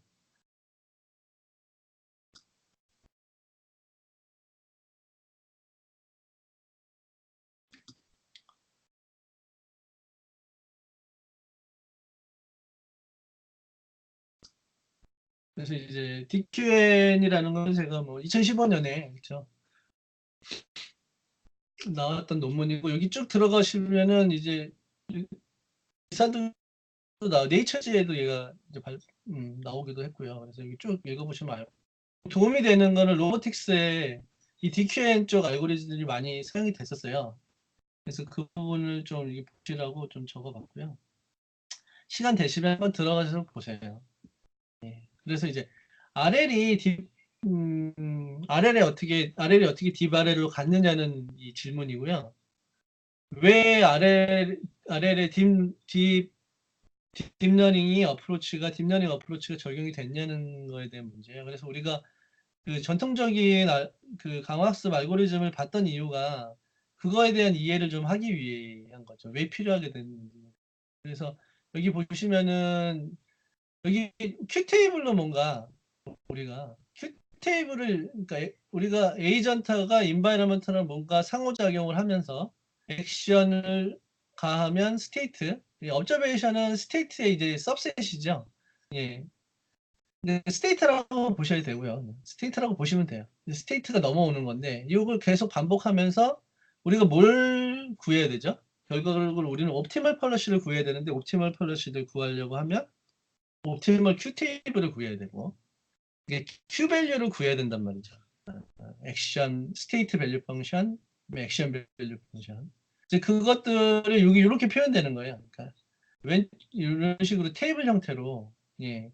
요 q 테이블 그러니까 q 테이블만 구하면 그러니까 스테이트 액션 펑션 옵티멀 스테이트 밸류 펑션을 구하기만 하면 이런 q 테이블 형태로 우리는 옵티멀 파르시는 자동적으로 구하는 거니까 요거를 구했었던 거죠. 결과적으로 이 전통적인 알고리즘들이. 근데 얘네들이 어떤 스테이트가 액션이나 스테이트가 이런 식으로 뭔가 테이블 형태로는 표현할 수가 없거나 굉장히 테이블 형태로 표현하기에는 많은 경우, 그러니까 메모리가 많이 소요되는 거죠. 그러니까 컨티뉴스 스페이스거나 디스크리트한 스페이스일지라도 굉장히 그 스페이스가 큰 경우는 어떻게 할 거냐에 대해서 그러면 그거를 메모리로 하지 말고 그렇죠? 이런 이차원 어떤 배열 형태의 이차원 배열 형태의 어떤 세로축은 스테이트, 가로축은 액션 이런 큐테이블 형태로 하지 말고 요거를 그냥 그 펑션 어프록시메이션을 써서 그 펑션 어프록시메이션을 어떤 뉴럴 네트워크가 담당하게 하자고 했던 아이디어가 이제 RL에 적용된 게 이제 딥 RL이라고 보시면 되고 지금 이 DQN 같은 경우는 어떤 픽셀 값이 들어가요. 화면에 있는 어떤 픽셀 값이 인풋으로 들어가고 걔가 스테이트 정보가 되는 거죠. 말하자면 스테이트 정보가 되면은 이 뉴럴 네트워크가 어떤 액션을 뽑아주자, 어떤 액션을 취해야 될지를 뽑아주자라는 거고 사실 여기는 굉장히 앱스트랙이 많이 된 건데 여기에 DQN 같은 밸류 베이스드 메소드들은 여기에 그 밸류 펑션의 값들이 나와요. 예, 말하자면 액션 밸류 펑션의 값. 그러니까 해당 스테이트 이게 픽스의 값은 스테이트란 그 스테이트죠. 해당 스테이트가 그 스텝 타임 스태프에서 그 화면에 그래서 말하자면 화면에 그 딱 캡처한 그 값을 확 보내면 그게 이제 하나의 스테이트가 되는 거고 그 스텝에 그 스테이트가 들어가면 이제 그 리턴 값이 이 뉴럴 네트워크가 내보내는 리턴 값이 밸류 펑션, 그 스테이트 액션 밸류들의 어떤 값들, 파서빌리티 값이 아니라 어떤 스테이트 밸류 펑션의 값들이 쭉 나오는 거죠. 요게 이제 DQN, 밸류 베이스드예요. 요게 DQN의 밸류 베이스드 메소드의 아이디어예요. DQN이 그 중에 하나고, 밸류 베이스드 메소드 중에 하나고, 여기 보시면은 이런 식으로 어떤 아타리 게임, 여기 같은 경우는 이제 핑퐁 하는 게임인 것 같아요. 이제 얘가 이제 프로그래밍이죠. 여기 사람인데, 내가 이 컴퓨터랑 게임을 하는 거죠, 지금. 하다가, 이 이미지를 그냥 찍어서 캡처를 해서 이 인풋으로 들어가요. 이 뉴럴 네트워크에. 그럼 뉴럴 네트워크가 요 아웃풋으로 요게 지금 액션을 쭉 나레빗 시키는 거거든요. 이 액션들을 쭉 나레빗 시켜 놓은 건데 그 액션의 밸류 펑션 있죠. 액션 밸류 펑션 값을 리턴을 해주는 거예요. 말하자면 DQN 같은. 예. 그러면 이 중에서 가장 높은 값을 그냥 취하면 되겠죠. 예. 그게 예. 예. 그게 이 DQN의 방식인 거죠. 오버롤한 방식이라고 보시면 돼요. 그래서 DQN 같은 경우는 맨 처음에는 이렇게 시작했어요. 그러니까 초창기에 바닐라 DQN은 요 아이디어로 시작했는데 이게 어떤 문제점이 있었죠. 문제점이 있어서 점점 발전을 하게 되는데 첫 번째로 이제 얘를 조금 바꿨던 아이디어 중에 하나가 이거예요. 그러니까 처음에 이제 화면이 이제 아타리 게임의 화면이 뭐 210에 160 이런 픽셀들로 이루어져 있었는데 얘네들을 이제 프리 프로세싱을 하죠. 그래서 84 바이 84 가로 세로 84 84인 픽셀의 값들도 이렇게 회색에 그러니까 그레이 이제 이제 바꿔주죠. 그 다음에 그거를 이 타임스탬프 4개를 모아서 하나의 인풋으로 봤어요. 그래서 한 번에 뉴럴 네트워크에 들어가는 게 요렇게 되는 거죠. 84 곱하기 84 곱하기 4. 예. 채널이 이게 RGB 채널을 말하는 게 아니라 이제 그레이인데 이게 타임스탬프가 이제 4개인 거예요. 4개를 모아서 한꺼번에 보내자. 예. 그 다음 초는 그 다음 초 이제 다음 스탬프가 되면 그다음 새로 나온 거 하나 더. 그 다음 스탬프가 되면 그 다음 거 하나 둘 셋 넷 이렇게 이런 식으로 해서 계속 입력이 들어가는 거죠. 이게 어떤 의미가 있냐면 한 번에 입력이 쭉 들어갈 때 이 정보가 뭘 가지고 있냐면 이 4개의 그 말하자면 이게 시간이잖아요. 시간. 예. 템포럴 어떤 정보가 같이 들어가는 거예요. 그러니까 이 게임에 진행되는 이 타임스탬프 4장이 한꺼번에 들어간다고 보셔야 돼요. 그래서 얘네가 어떤 코릴레이션이 있거든요. 그런 것들을 잡아내기 위해서 같이 학습시키기 위해서 이런 식으로 그러니까 말하자면 4개 연속되는 그 게임 진행되는 화면을 모아서 이렇게 집어넣게 됐어요. 이런 게 있고 그 다음에 또 이제 컨볼루션 뉴럴 네트워크를 썼고요. 그 다음에 컨볼루션 뉴럴 네트워크만 쓴 게 아니라 보통 이제 거기에 이제 풀리 커넥티드를 써서 아주 이런 식으로 구성이 돼 있었어요. DQN이. 그리고 여기에 있는 액티베이션 펑션들은 그 레귤라이즈드 그러니까 렐루를 쓴 게 아니더라고요. 제가 보니까 렐루를 썼는 줄 알았는데 그게 아니라 레귤라이즈드 음, RLU라는 걸 썼더라고요. 예. LU가 아니라. 그래서 조금 다른 액티베이션 펑션을 썼어요. 예, 그렇게 해서 결과적으로 나온 이 풀리 커넥티드 레이어의 값이 이제 이런 값이 되는 거죠. 예. 액션 밸류 펑션의 값들이 쭉 나오게 된 거고. 그 다음에 이제 바닐라 DQN에 추가적으로 됐던 게 익스피리언스 리플레이라는 그런 개념이에요. 이게 뭐냐면 기존에는 어떻게 했었냐면은 에이전트가 인바이러먼트한테 어떤 액션을 하게 되면 리워드를 받고 이제 다음 상태로 가잖아요. 요거를 이제 튜플이라고 하는데요. 요 SARS. 큐러닝이기 때문에 그렇죠. 큐러닝은 살사는 SARSA까지 모아야 됐겠죠. 만약에 살사를 했으면. 근데 이제 큐러닝에다가 딥러닝 어프로치를 적용한 거니까 SARS의 이 튜플 요것만 딱 모아요. 이 정보를 옛날에는 그냥 버렸단 말이에요. 이런 식으로. 예. 다시 재활용을 할 수가 없었어요. 근데 요거를 재활용을 하자. 왜 그런 얘기가 나오냐면 우리가 어떤 튜플인 경우는 굉장히 레어하게 출현을 하는 거예요. 그러니까 우리가 어떤 게임을 하다 보면은 어떤 특별한 상황이 있어요. 근데 얘는 어떻게 밸류가 높은 상황인데 얘가 가끔씩 나오는 거예요. 한 100번 하면은 100번에 한 번 정도 나올까 말까 하는 그런 어떤 SARS라는 게 나온단 말이에요. 이건 되게 가치가 많은 건데 얘를 그냥 버렸단 말이에요. 얘를 다시 학습하고 싶으면 어떻게 해야 되나요? 또 한 100번이나 200번 해야 한 번 학습할 수 있는 그런 경험이란 말이죠. 이거를 왜 버리려는 얘기죠. 예.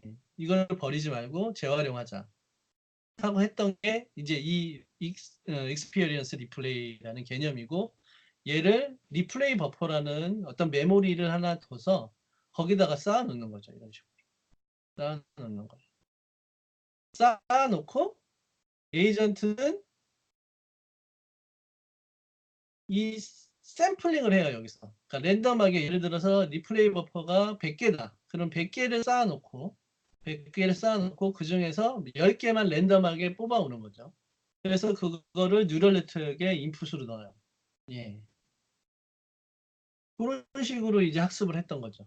그래서 이제 레어하게 출몰하는, 굉장히 레어하게 출몰하는 그런 SARS 튜플 있죠. 요것들을 재활용하고 이렇게 넣으면은 굉장히 자주 학습을 할 수가 있잖아요. 그렇죠? 굉장히 레어하게 출몰하는 이런 SIRS 튜플에 대해서 예, 그렇게 그게 가능하게 해주는 게 이제 익스피리언스 리플레이라는 개념이고 얘가 이제 DQN에 이제 적용이 됐던 거죠. 근데 어떤 또 이게 의미가 있냐면 이게 여기 보시면은 어떤 튜플이라는 게 여기 보시면 그러니까 타임 t일 때, t 플러스 1일 때, t 플러스 2일 때, t 플러스 3일 때 어떤 게임을 하다 보면은 게임이라는 게 시간적으로 어떤 코릴레이션이 있거든요. 예, 그 장면마다 코릴레이션이 있어요. 근데 그거를 끊는 행위예요. 말하자면 여기서 랜덤하게 샘플링을 한다는 거는 1번 튜플이랑 4번 튜플이랑 저 밑에 있는 전혀 상관없는 그렇죠? 그런 것들을 가져온다는 거거든요. 그래서 이런 그 템포럴 템포럴하게 그러니까 시간적으로 어떤 콜리레이션을 있는 거를 제거를 해주는 효과가 있어요. 그래서 익스피리언스 리플레이는 그 두 가지 효과라고 보시면 돼요. 예. 그래서 그 두 가지 효과를 해서 익스피리언스 리플레이를 했더니 더 잘 될 수밖에 없었던 거죠. 예. 그래서 여기는 이제 익스피리언스 리플레이는 이런 어떻게 발전을 하게 됐냐면은 결과적으로 익스피리언스 리플레이는 뭐 아래를 약간 슈퍼바이즈 러닝처럼 슈퍼바이즈 러닝이 뭐죠? 그러니까 어떤 학습 데이터를 미리 준비해 놓고 거기서 랜덤하게 배치 형태를 이렇게 뽑아서 오잖아요.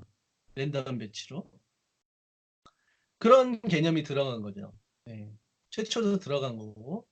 이제 나중에 이게 PER이라고 해서 Prioritized Experience Replay라는 이제 그걸 발전을 해요. 이제 요거는 뒤에 또 설명을 드릴게요. 요거는 뭐냐면 우리가 여기서 샘플링을 해올 때 랜덤하게 샘플링 해오는 게 아니라 어떤 프라이어리티를 주는 거예요. 요 투프 어떤 거는 굉장히 이 중에서도 가치가 높은 게 있고 어떤 건 가치가 없는 게 있잖아요. 그것들을 거기 프라이어리티를 같이 저장을 해가지고 프라이어리티가 높은 거를 좀 많이 샘플링을 더 많이 해오도록 하는 게 이제 이 PER이라는 알고리즘이죠. 그러니까 DQN에서 약간 조금 더 발전한 거죠. 하여튼 이거 익스피리언스 디플레이는 그런 내용이고요. 그 다음에 이제 D에서 또 하나 적용됐던 게 이 픽스드 큐 타겟이라는 개념이에요. 이게 뭐냐면 우리가 이제 이게 좀 굉장히 조금 뭐라 그럴까요? 이 시기 어떤 분은 조금 얘가 이 시기 조금 눈에 익으실 수도 있어요. 이게 어떻게 생긴 거냐면 이 시기 우리가 큐러닝 배울 때 나왔던 시기예요. 요거랑 유사한 거랑 보시면 큐러닝은 근데 이런 식으로 하긴 하지만 요거랑 유사한 거죠 지금 이게 그렇죠? 이게 큐러닝이에요 큐러닝. 그러니까 우리가 큐러닝에서는 큐 파일을 그렇죠 이런 식으로 구하잖아요. 그렇죠? 그래서 커런트 밸류 음,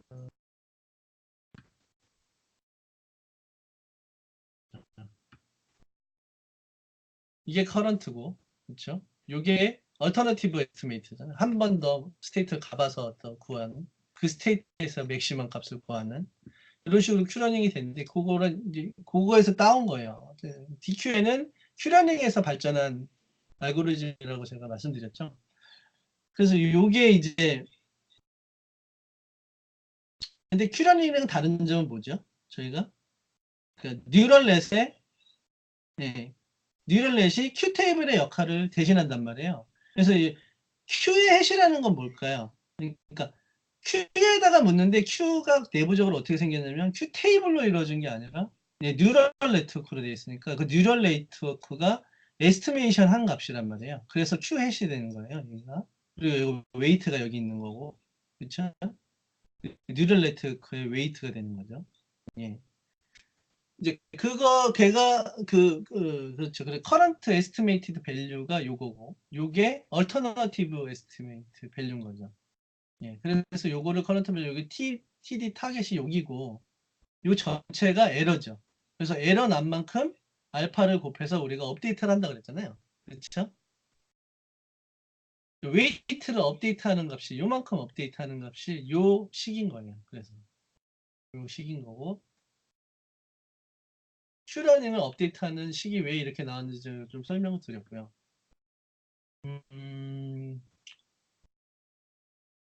그거에 대해서 조금 더 자세히 들어간 게 이거죠. 그러니까 우리가 원래 큐파이 그 다음에 이 그러니까 커런트 에스티메이션 그 다음에 얼터니티브 에스티메이션의 차이 있죠. 네, 차이의 제곱, 네, 차이의 제곱 그거에 대한 익스펙테이션 기대값들 요걸 모아놓은 게 결과적으로 얘가 뭐냐면 로스예요, 로스.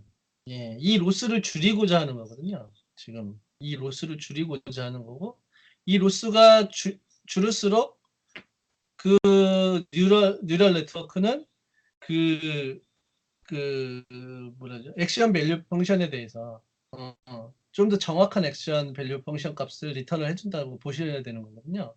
그러니까 이게 로스 값이에요. 이 로스를 우리가 이제 로스를 줄이기 위해서 로스를 줄이기 위해서 이런 식으로 이제 미분하고 그렇죠? 그래서 미분한 거에 이 공식에 의해서 이런 식으로 이제 그 업데이트 되는 게 요거죠. 요만큼 업데이트 되는 거죠. 그래서 미분을 했던 거고. 그래서 요거 대신에 뭐가 들어가냐? 우리는 그 딥Q에는 큐러닝에서 나온 거니까 큐러닝의 어떤 요 값 있죠. 얼터네티브 에스티메이션 값. 요 값이 여기 들어가는 거예요. 이게 아니라. 그래서 이렇게 공식이 나온다는 거. 요걸 조금 더 설명을 드린 거고요. 그러면 이제 여기까지는 뭐냐면 결과적으로 이제 우리가 어떤 걸 큐러닝에서 업데이트하는 건 요건데 우리가 피스트 큐 타겟이라는 어떤 개념을 여기 처음 도입이 됐다고 했는데 큐러닝에 그게 뭐냐면 이제 그게 무빙 타겟이에요.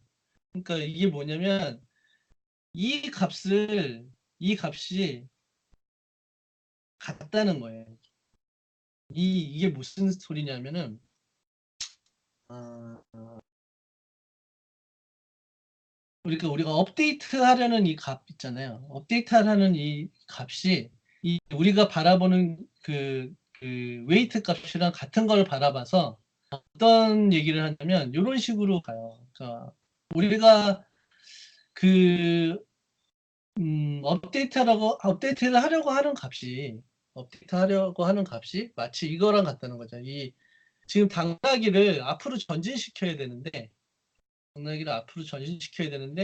이런 식으로 등 위에 타가지고 그렇죠? 이 당근을 계속 앞에 매달고 있으면 앞으로 가긴 갑니다. 근데 어떻게 되냐면 굉장히 널뛰게 돼요. 예. 당나귀가 얘를 잠깐씩 뭐라 그럴까요 이게 멈추게 되죠. 계속 쭉 가는 게 아니라 얘를 먹기 위해서 자기 몸을 움직이니까 따라서 이 값이 어떻게 되나요? 당근도 같이 위로 올라가죠. 그렇죠? 이 당나귀가 당근한테 다가가려고 앞으로 움직이면은 이 당근이 움직여요. 같이 위로 올라가 버려요. 그래가지고 효과적으로 학습이 안 된다는 얘기예요. 제가 말씀드리면 이게 그래서 요거 어떤 아이디어냐면 이런 식이에요. 그러니까 내가 얘를 앞으로 움직이게 하기 위한 목적을 달성하기 위해서 여기 타서 지금 하는 게 아니라 완전히 독립된 공간으로 이렇게 빠져나온다면 이 당나귀가 앞으로 전진할 때 스무스하게 움직인다는 거죠. 그렇죠? 이게 당근을 따라서. 얘기는 뭐냐면 이 두 가지를 분리를 해야 된다는 거예요. 지금 위치를. 예. 그래서 이거를 완전히 다른 값으로, 그러니까 웨이트를 두 개를 두는 거예요. 예. 웨이트를 두 개를 둔다는 얘기. 그러니까 말하자면은 뉴럴 네트워크가 두 개인 거예요. 말하자면 예. 웨이트가 두 개인 거예요. 웨이트가 두 개. 그래서 이 웨이트가 계속 학습되는 거잖아요. 학습되다가 이 웨이트를 두 가지를 놓고 여기에 이제 어떤 타임 스탬프를 예를 들어서 뭐 100번 지나면 한 번 얘를 업데이트 해준다는 이런 식으로. 이것도 하이퍼 파라미터인데 이 웨이트를 업데이트를 주기적으로 해줘요. 예. 매번 학습이 될 때마다 얘를 같은 걸 바라보지 않고 완전히 다른 값으로 시작하게 해주고 얘가 학습이 되다가 어느 정도 타임스탬프가 지나면 여기다 이제 카피를 해주는 거죠. 말하자면 웨이트를 카피해주는 거죠. 예, 이런 식으로 해서 널뛰는 거를 학습이 널뛰는 거를 이제 픽스드 큐 타겟이라는 이런 아이디어를 가지고 음, 했더니 DQN이 이제 더 잘 되더라. 알고리즘이 바닐라 DQN보다.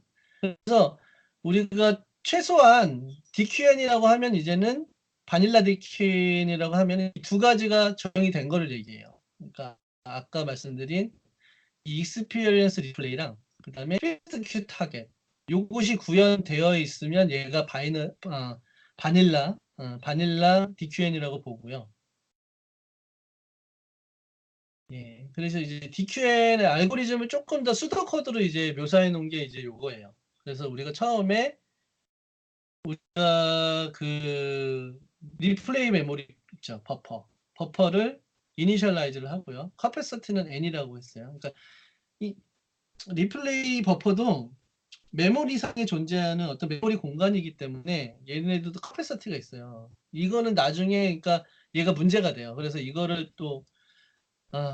뛰어넘기 위해서 리플레이 버퍼의 어떤 그, 그 공간상의 그 메모리 공간을 차지하는 게 무한대일 수는 없잖아요. 그러니까 그거를 또 이제 이거를 어떻게 하면은 리플레이 버퍼를 이제 단점을 또 이렇게 뛰어넘을 수 있을까 하는 논문들이 계속 나오고 있다고 하고요. 이제 뒤에 조금 설명을 드릴 거예요. 그 어떤 논문인지. 그다음에 이니셜라이즈 액션 밸류 펑션. 그렇죠. 액션 밸류 펑션을 이니셜라이즈를 할 거고 그 얘기는 랜덤 웨이트로 이용해서 우리는 이제 그 뉴럴 네트워크가 이 q 테이블을 대신하니까 그 웨이트를 처음에 이니셜 한다는 얘기예요. 그러니까 우리가 딥러닝 할 때 웨이트를 초반에 그 뭐죠? 웨이트를 이니셜라이즈 하잖아요. 이니셜라이즈를 하는 어떤 방법론도 굉장히 많잖아요. 어떤 그런 식으로 딥러닝의 어떤 어프로치를 할 때 썼던 그런 이니셜라이즈를 한다는 얘기예요. 이 웨이트에 대해서. 그리고 여기 픽스드 큐 타겟이기 때문에 어떤 웨이트를 이제 두 가지를 만들어 놓고, 그렇죠? 여기 이제 W 마이너스, 웨이트 마이너스죠. W 마이너스. 그러니까 웨이트가 두 개 있다는 거예요. 그래서 얘를 업데이트를 처음에 한번 얘도 이니셜라이즈를 해주겠죠. 똑같이. 그 다음에 웨이트 마이너스. 그러니까 요거는 나중에 웨이트 어느 정도 학습이 되면 타임 스태프가 요거 이제 하이퍼 파라미터인데 예를 들어서 그 C라는 하이퍼 파라미터가 있어요. 그래서 C를 뭐로 100으로 해놓으면 뭐 100번에 한 번씩 타임 스태프가 100번이 지나면 한 번씩 뭐 업데이트를 해주는 이게 픽스드 큐 타겟을 위한 웨이트. 그 다음에 에피소드를 계속 모으면서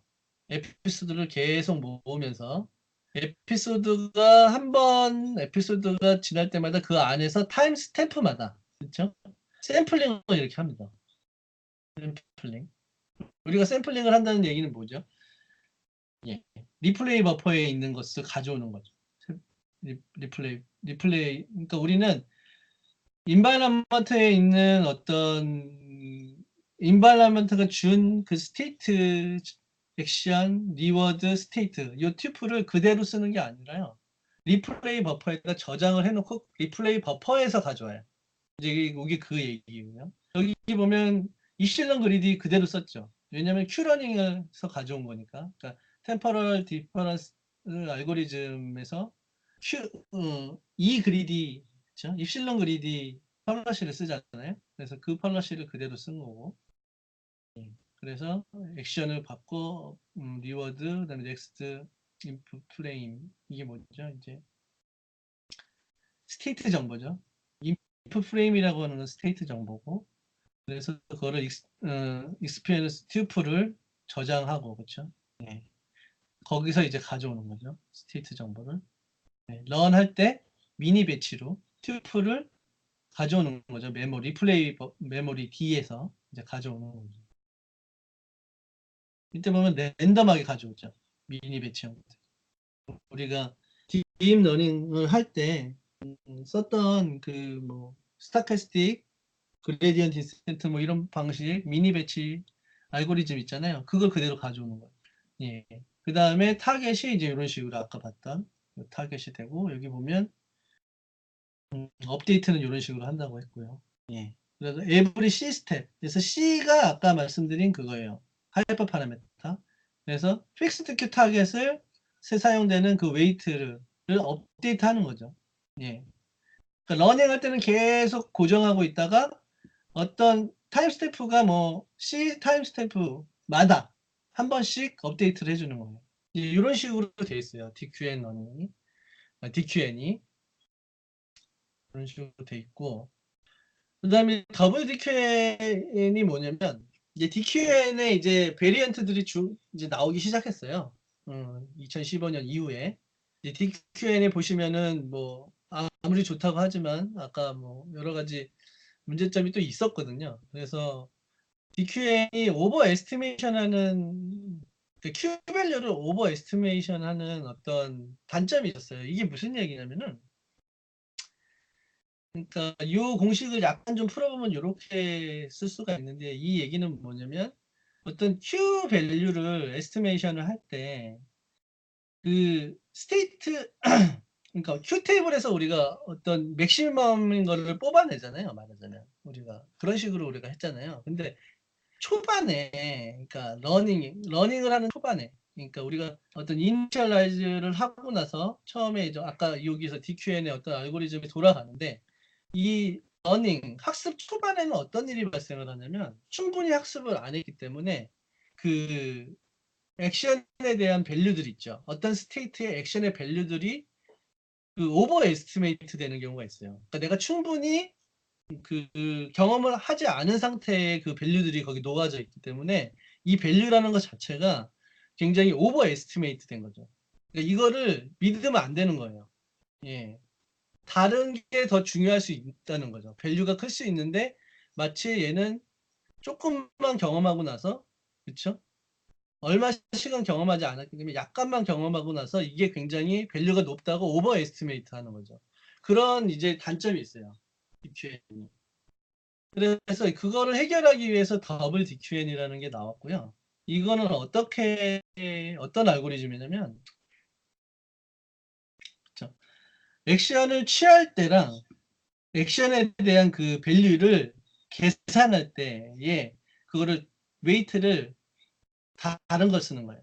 근데 이 두 개를 다른 것을 쓰는데 이 웨이트를 어떤 거 쓰냐? 우리가 그 픽스드 큐 타겟에서 썼던 그 W 마이너스 있죠? 그거를 그대로 갖다 써요. 예. 그래서 우리가 이거를 그 액션을 취하는 셀렉트 베스트 액션을 취하는 그 웨이트랑 그다음에 액션을 이밸류에이션 액션 값을 그 구해내는 그 값이 그거를 판단하는 웨이트, 이 웨이트가 서로가 달라요. 그래서 더블이라는 얘기를 쓰는 거고요. 이제 그때 이 어떻게 다른 걸 쓸 거냐? 기존의 픽스드 큐 타겟을 썼던 웨이트 마이너스를 그대로 씁니다. 이렇게 약간 변형을 한 거예요. DQN을 약간 변형을 해서 썼더니 훨씬 좋아지더라 하는 게 이제 더블 DQN 알고리즘이 될 거고요. 그 다음에 나왔던 게 이제 프라이어타이즈드 익스피리언스 리플레이인데 아까 이거 말씀드린 거죠. 그러니까 익스피리언스 리플레이, 그러니까 DQN에서 익스피리언스 리플레이를 쓰는데 이 익스피리언스 리플레이의 단점이 있었죠. 여기 뭐냐면 좋아요. 여기에 어떤 리플레이 버퍼에 어떤 n개만큼의 어떤 튜플들이 쭉 들어가 있는데 여기서 랜덤하게 샘플링을 해오는데 이게 문제라는 거죠. 예. 어떤 거는 굉장히 가치가 높을 수 있다는 거죠. 이 튜플 자체가. 예. 그러면 거기에 프라이어리티를 주자라고 했던, 프라이어리티를 줘서 저장하자 하는 게 이제 이 PER이라는 알고리즘이고요. 이 PER의 알고리즘의 이 P라는 게 이제 프라이어리티예요. 프라이어티인데 얘 값은 어떻게 구하냐? TD 에러라는 건 뭐냐면 이거죠. 아까 TD 에러는. 그러니까 내가 현재 에스티메이션 하는 거 다음 스테이트의 에스티메이션 한 값. 그거의 차이점이잖아요. 차이점. 시간차로 어떤 밸류를 구한 거잖아요. 그거의 차이점인데 이 값이 에러가 크면 어떻다는 거죠? 저 밸류가 높다는 거예요. 얘는 프라이어티가 높은 거예요. 예, 이 차이가 높다는 거는. 차이가 없다는 거는 얘는 별로 가치가 없는 튜플인 거예요. 업데이트를 많이 안 하니까. 우리가 TD 에러만큼 업데이트를 하잖아요. 나중에. 그거를 TD를 줄이는 것만큼 해서 웨이트를 업데이트를 한단 말이에요. 예. 그러니까 TD 에러가 크면은 업데이트가 많이 되는 거고.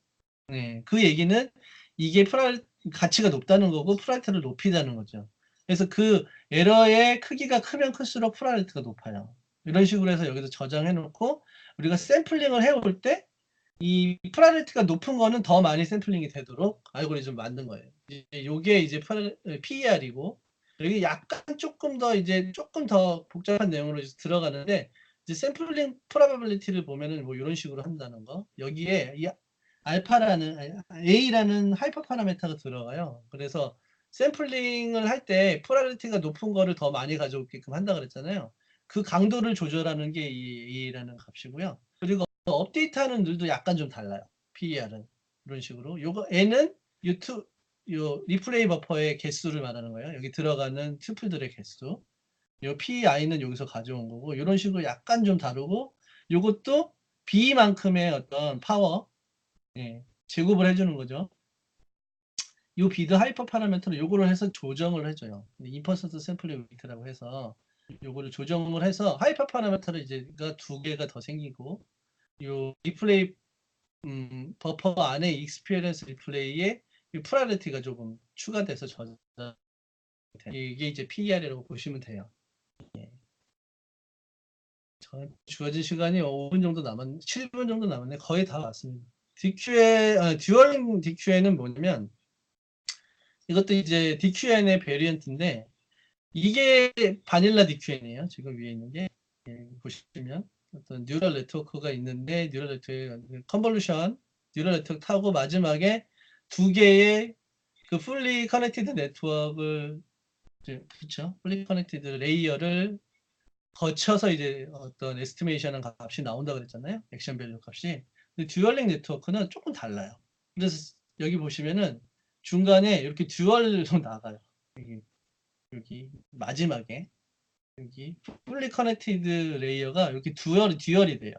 하나는 뭘 구하냐면은 스테이트 밸류 값을 구하고요. 이쪽은 어드밴티지 밸류라고 해서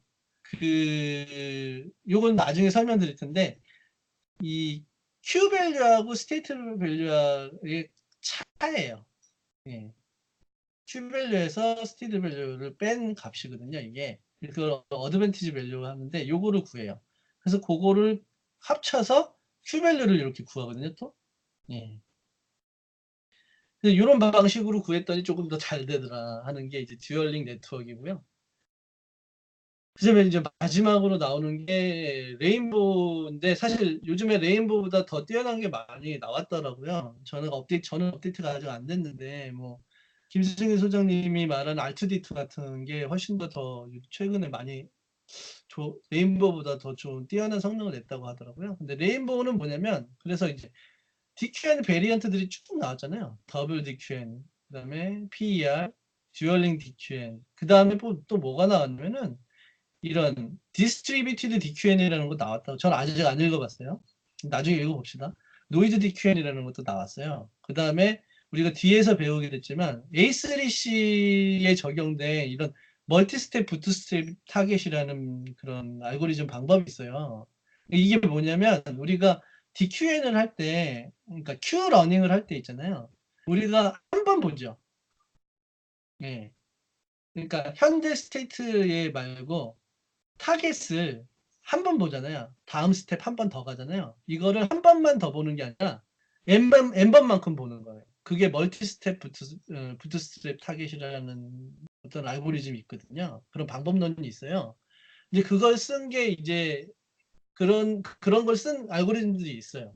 예. 그래서 총 뭐냐면 요 총 몇 개죠? 원래 바닐라 DQN, 그다음에 DQN, 그다음에 PER, 듀얼 DQN, 그다음에 여기 멀티 스텝 부트스트랩 타겟, 그다음에 디스트리뷰셔널 DQN, 그다음에 퀴즈 DQN, 이 일곱 가지를 합한 거예요. 그래서 레인보우예요. 일곱 색깔 무지개.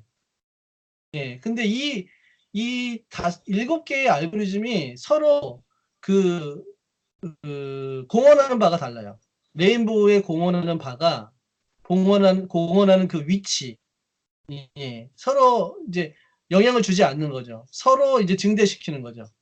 예, DQN 알고리즘을 서로 다른 방법으로 알고리즘을 좋게 만들었는데 그 일곱 가지의 알고리즘을 합한 거예요. 그래서 합해서 해봤더니 더 잘 되더라.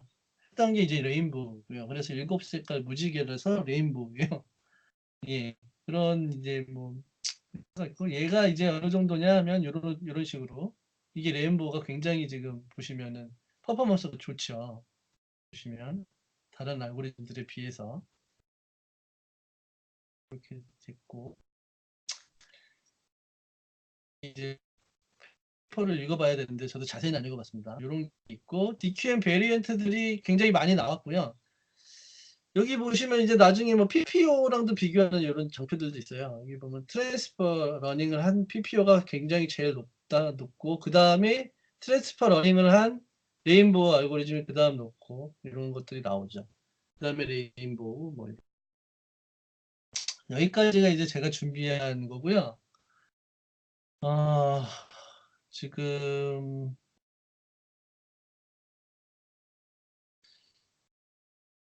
한, 이만동 님이 계시나요, 지금? 이어서 해주시면 될 것 같은데. 예. 이제 스카이프에서 화면 그거를 하시면 될 것 같아요. 제가 화면 공유를 이제 좀 끌게요. 혹시 들리시나요? 예, 잘 들립니다. 저도 볼륨을 끄고,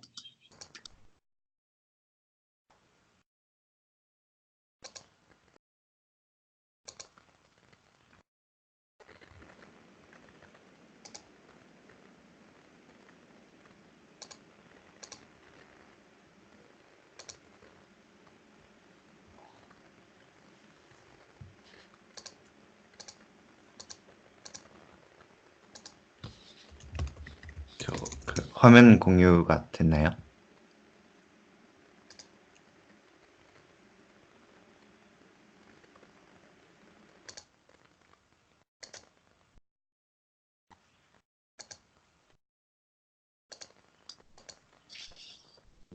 화면 공유가 되었나요? 화면 공유가 안 된 것 같은데. 됐나요? 아, 보였다가 보였어요. 예, 지금 보이시나요? 크롬이 보여요. 예, 보여요. 네. 제가 발표할 논문은 Issues in Using Function Approximation for Reinforcement Learning 이라고 아까 얘기해 주셨던 DQN의 문제점 중에서 Q러닝이 Function Approximation을 했을 때 그 값을 이제 원래 값보다 overestimate 하는 그런 프로블럼을 다룬 논문이고요. 93년도에 나왔고, 세바스찬 트론이 논문 저자고요. 이 논문에서 얘기하는 게 이제 두 가지인데, 하나는 이제 2차 함수나 3차 함수 같은 폴리노미얼 혹은 디큐엔처럼 뉴럴 네트워크로 이제 Q-value를 이제 function approximation 했을 때 그때 나타나는 overestimate problem하고 그 overestimate problem이 일어났을 때 Q러닝이 이제 fail하지 않는 디스카운트 팩터나 아니면 여기서는 입실로는 이제 노이즈로 정의를 하는데 그 노이즈의 바운더리를 이제 제시해 줍니다.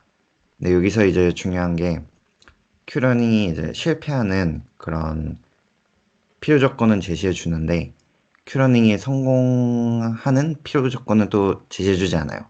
그래서 어떻게 보면 좀 무책임하다고 생각될 수도 있는데 어쨌든 그런 논문이고 그거를 이제 좀 되게 수학적으로 증명하고 되게 그런 이론적인 논문입니다.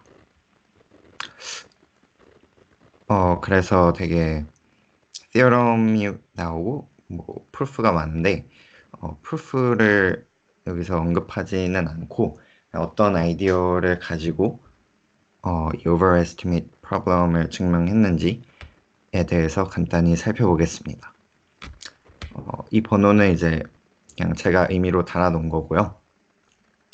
처음 나오는 이 식은 그냥 우리가 일반적으로 아는 그 Q-value, Q-running 하는 식이고요. 여기서 이제 noise variable이라는 게 나오는데 이게 지금 approximate한 이제 Q-value고 이게 이제 우리가 실제로 배우고자 하는 이제 타겟 true Q-value인데 이 true Q-value하고 approximate한 Q-value의 차이를 이제 y라는 noise variable로 정의를 합니다. 근데 사실은 이 타겟 값은 사실은 알 수가 없는 거죠. 그래서 논문에서도 implicit representation of Q-values라는 이제 표현을 사용하고요. 그래서 이 noise variable y를 그냥 어떤 특정한 값 입실론을 값으로 하는 그런 uniform probability distribution에 따른다고 그냥 정의를 하고 있어요. 그리고 definition이 하나 더 나오는데 그 approximate한 Q-value로 이제 업데이트 할 때하고 실제 true target Q-value로 이제 업데이트를 할 때의 차이를 Z라고 정의를 하고 있고요. 즉, 이 노이즈의 맥스 값이 되겠죠, Z는. 그리고 나중에 나올 이제 theorem을 증명하기 위해서 렘마가 하나 나오는데요. 이 렘마에서 이제 얘기하고자 하는 바는 하나의 스테이트에 대해서 이제 n개의 액션이 가능할 때 걔네들의 이제 Q-value가 이제 모두 동일하다라는 가정이에요. 이 가정이 왜 합리적 이런 가정을 왜 쓸 수 있냐면 실제 이제 현실 문제 같은 데서는 예를 들어서 로봇이 내비게이션을 한다든가 그런 프로블럼에서는 이제 골 스테이트에 도달했을 때만 이제 리워드를 받고 나머지 스테이트에 대해서는 사실 대부분 다 리워드가 0일 거예요. 굉장히 이제 리워드가 스파스한 그런 인바이러먼트고 따라서 특정 스테이트에 대해서 n개 액션이 가능할 때 그냥 Q-value가 모두 동일하다라고 이제 가정을 할 수 있다고 논문에서 이야기를 하고 있어요. 그리고 이런 가정을 하게 되면 아까 정의했던 이 Z의 expectation이 이 디스카운트 팩터와 입실론 노이즈와 가능한 액션의 개수 n으로 정의된 CY 곱으로 이제 표현이 돼서 이 Z 값이 이제 항상 양수가 되는 거죠. 그게 이 렘마에서 이제 이야기하고자 하는 바고, 그 다음에 코랄리가 하나 나오는데, 현실 문제 말고 이제 게임 같은 경우는 사실 노이즈가 거의 없다고 볼 수도 있잖아요. 사실 그 펑션 어프록시메이션 하기도 훨씬 쉽고, 그래서 아까 정의했던 Z의 expectation이 게임에서는 0에 가까울 거예요. 그래서 이제 그냥 일반적으로 Z를 0하고 이 감마 C 사이의 값으로 정의를 하자는 게 코로랄리 4의 내용이고요. 그리고 렘마가 하나 더 나오는데, 여기서 이제 이야기하고자 하는 거는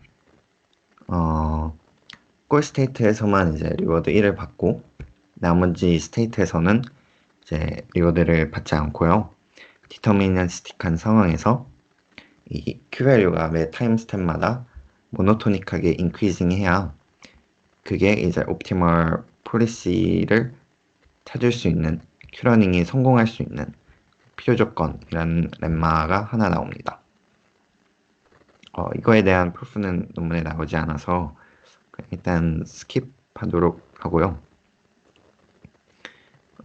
그리고 이제 시어럼이 하나 나오는데, 이 시어럼에서 이제 이야기하고자 하는 바는 이제 Q밸류가 우리의 펑션 어프록시메이션이 항상 Q밸류를 아까 얘기했던 감마 C만큼 이제 항상 overestimate 한다면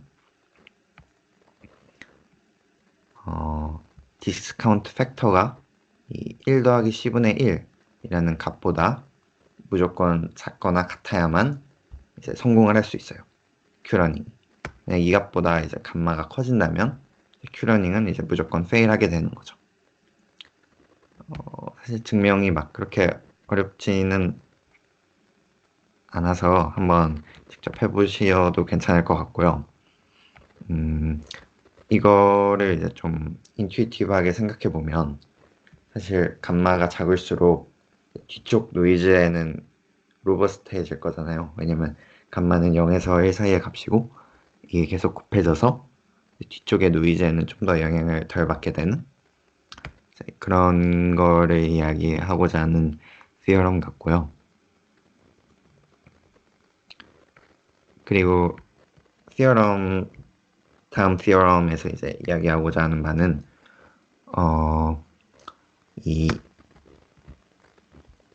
i는 1서부터 L-1까지의 이 에피소드가 만약에 옵티멀 그런 폴리시를 찾는 그런 패스라고 한다면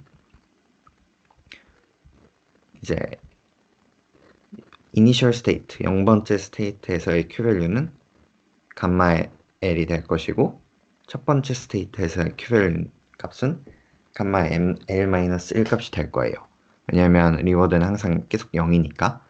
그리고 이 둘의 차이가 다른 이제 예를 들어서 두 번째와 첫 번째 Q밸류의 차이보다 이제 작을 것이기 때문에, 왜냐하면 계속 감마를 이제 곱하는 그런 형태이기 때문에 아까 얘기했었던 이 조건에 의해서 이 둘의 차이가 감마 C보다 커야만 이제 Q러닝이 이제 성공할 수 있어요. 만약에 이 둘의 디스카운트 팩터의 차이가 감마 C보다 작게 되면 무조건 이제 Q러닝이 페일하는 그런 케이스가 될 거고요. 그래서 이 식을 이제 미분을 해가지고 유도를 하다 보면 노이즈하고 에피소드 랭스에 대한 식으로 정리를 할 수 있어요. 그래서 이게 어떤 의미냐면 Q러닝이 이제 페일하는 그런 입실론의 로어 바운더리가 에피소드의 랭스에 반비례한다는 건데, 이것도 그냥 직관적으로 생각해보면 에피소드가 길어질수록 어큐뮬레이트 되는 그런 노이즈가 커질 거니까 L에 비례해서 입실론 값은 작아지는 게 좋잖아요. 그래서 그거를 이야기하는 theorem이고, 프루프는 뭐 이렇습니다. 프루프 중간중간에 조금 생략된 부분들이 있는데 그 부분들은 이제 밑에 제가 한글로 최대한 보충하려고 노력을 했고요. 그리고 이제 마지막 theorem이 나오는데 이거는 그냥 아까 위에 거에서 얘의 조건에서 입실론의 인터벌을 구했잖아요. 그래서 그런 이제 조건을 만족시킬 때 이 부등식을 풀면 디스카운트 팩터의 어떤 인터벌이 나올 거예요. 그래서 이 인터벌 안에 있을 때 이제 큐러닝이 옵티멀 폴리스를 찾을 수 있다라는 그런 내용의 theorem이에요. 그래서 L이 1이면 사실 아까 처음에 얘기했었던 이 theorem하고 똑같은 상황이 되고요.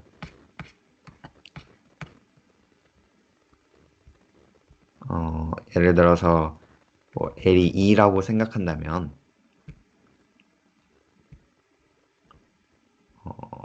이 식이 그냥 이차 함수가 될 거라서 뭐 이런 식으로 표현이 돼가지고 뭐 이 인터벌 안에 있어야 이제 큐러닝이 성공할 수 있게 되는 거죠.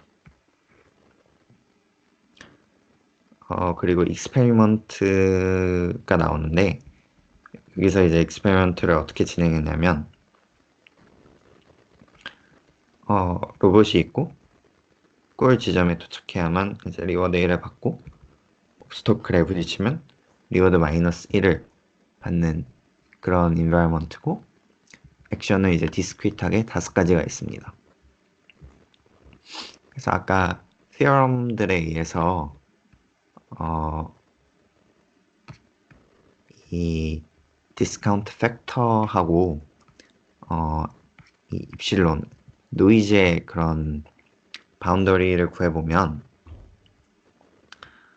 이거 같은 경우에는 이제 그 에러의 로어 바운드를 나타내는 거거든요.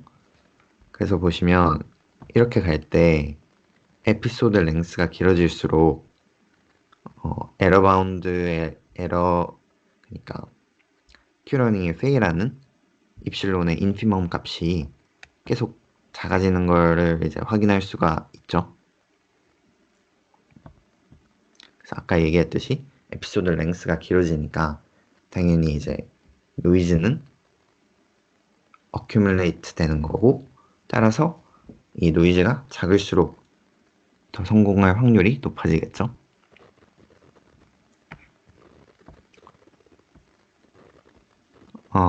그리고 이 실험은 이제 어떤 걸 의미하는 거냐면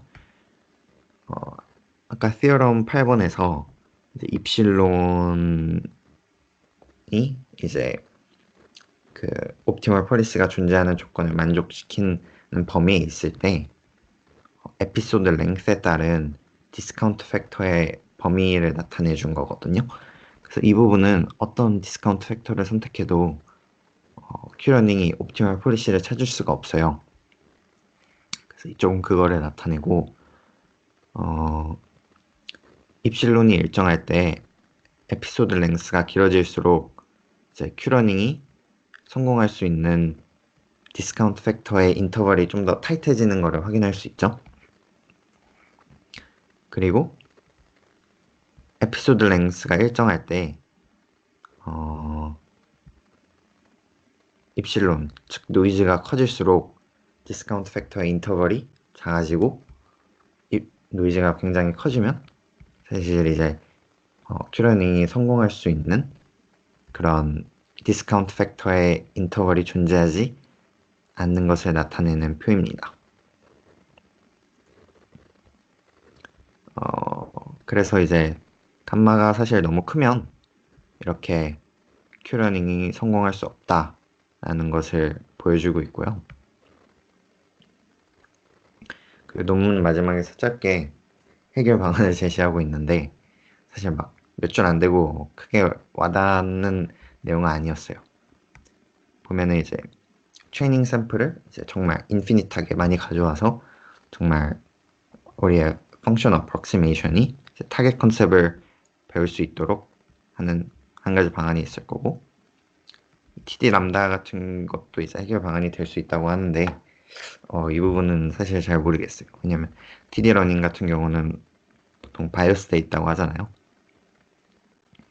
그리고 이제 큐러닝이 그 오버 에스티메이트 하는 경향이 있으니까 애초에 약간 언더 에스티메이트 하는 그런 어떤 개념을 반영해 보자 라는 것도 하나 제시하고 있고, 오버 에스티메이트 하는 만큼 그거를 offset 하는 펑션을 두자 라는 것도 이제 한 가지 해결 방안으로 제시하고 있는데 93년도에 나온 논문이라서 그런지 약간 좀 그럽니다.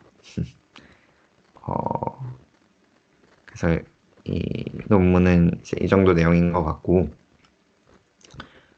이거를 이제 그냥 프루프 해나가는 과정하고,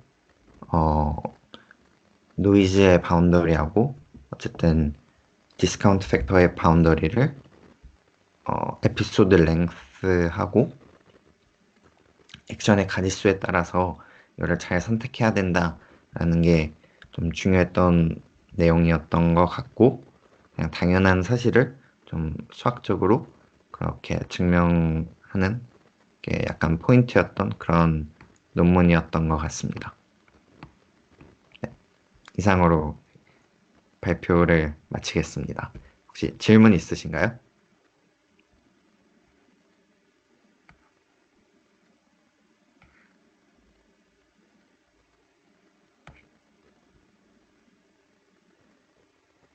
질문이 없다면 여기서 마무리하는 것으로 할까요?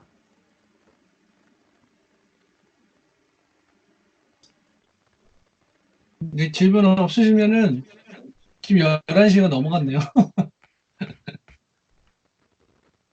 수고들 많이 하셨고요. 다음 주에는 제가 오늘 못한 게 있어요. 제가 DQN으로 바나나 유니티 그 ML 에이전트로 한 소스 코드랑 좀 돌아가는 걸 보여드리려고 했거든요. 그거 다음 주에 좀 볼게요. 예. 수고 많이 하셨습니다. 네, 예, 고생하셨습니다. 이만동님, 죄송합니다. 이만동님 수고 많이 네, 하셨습니다. 네, 고생하셨습니다. 예, 고생하셨어요. 들어가세요. 네, 들어가세요. 예.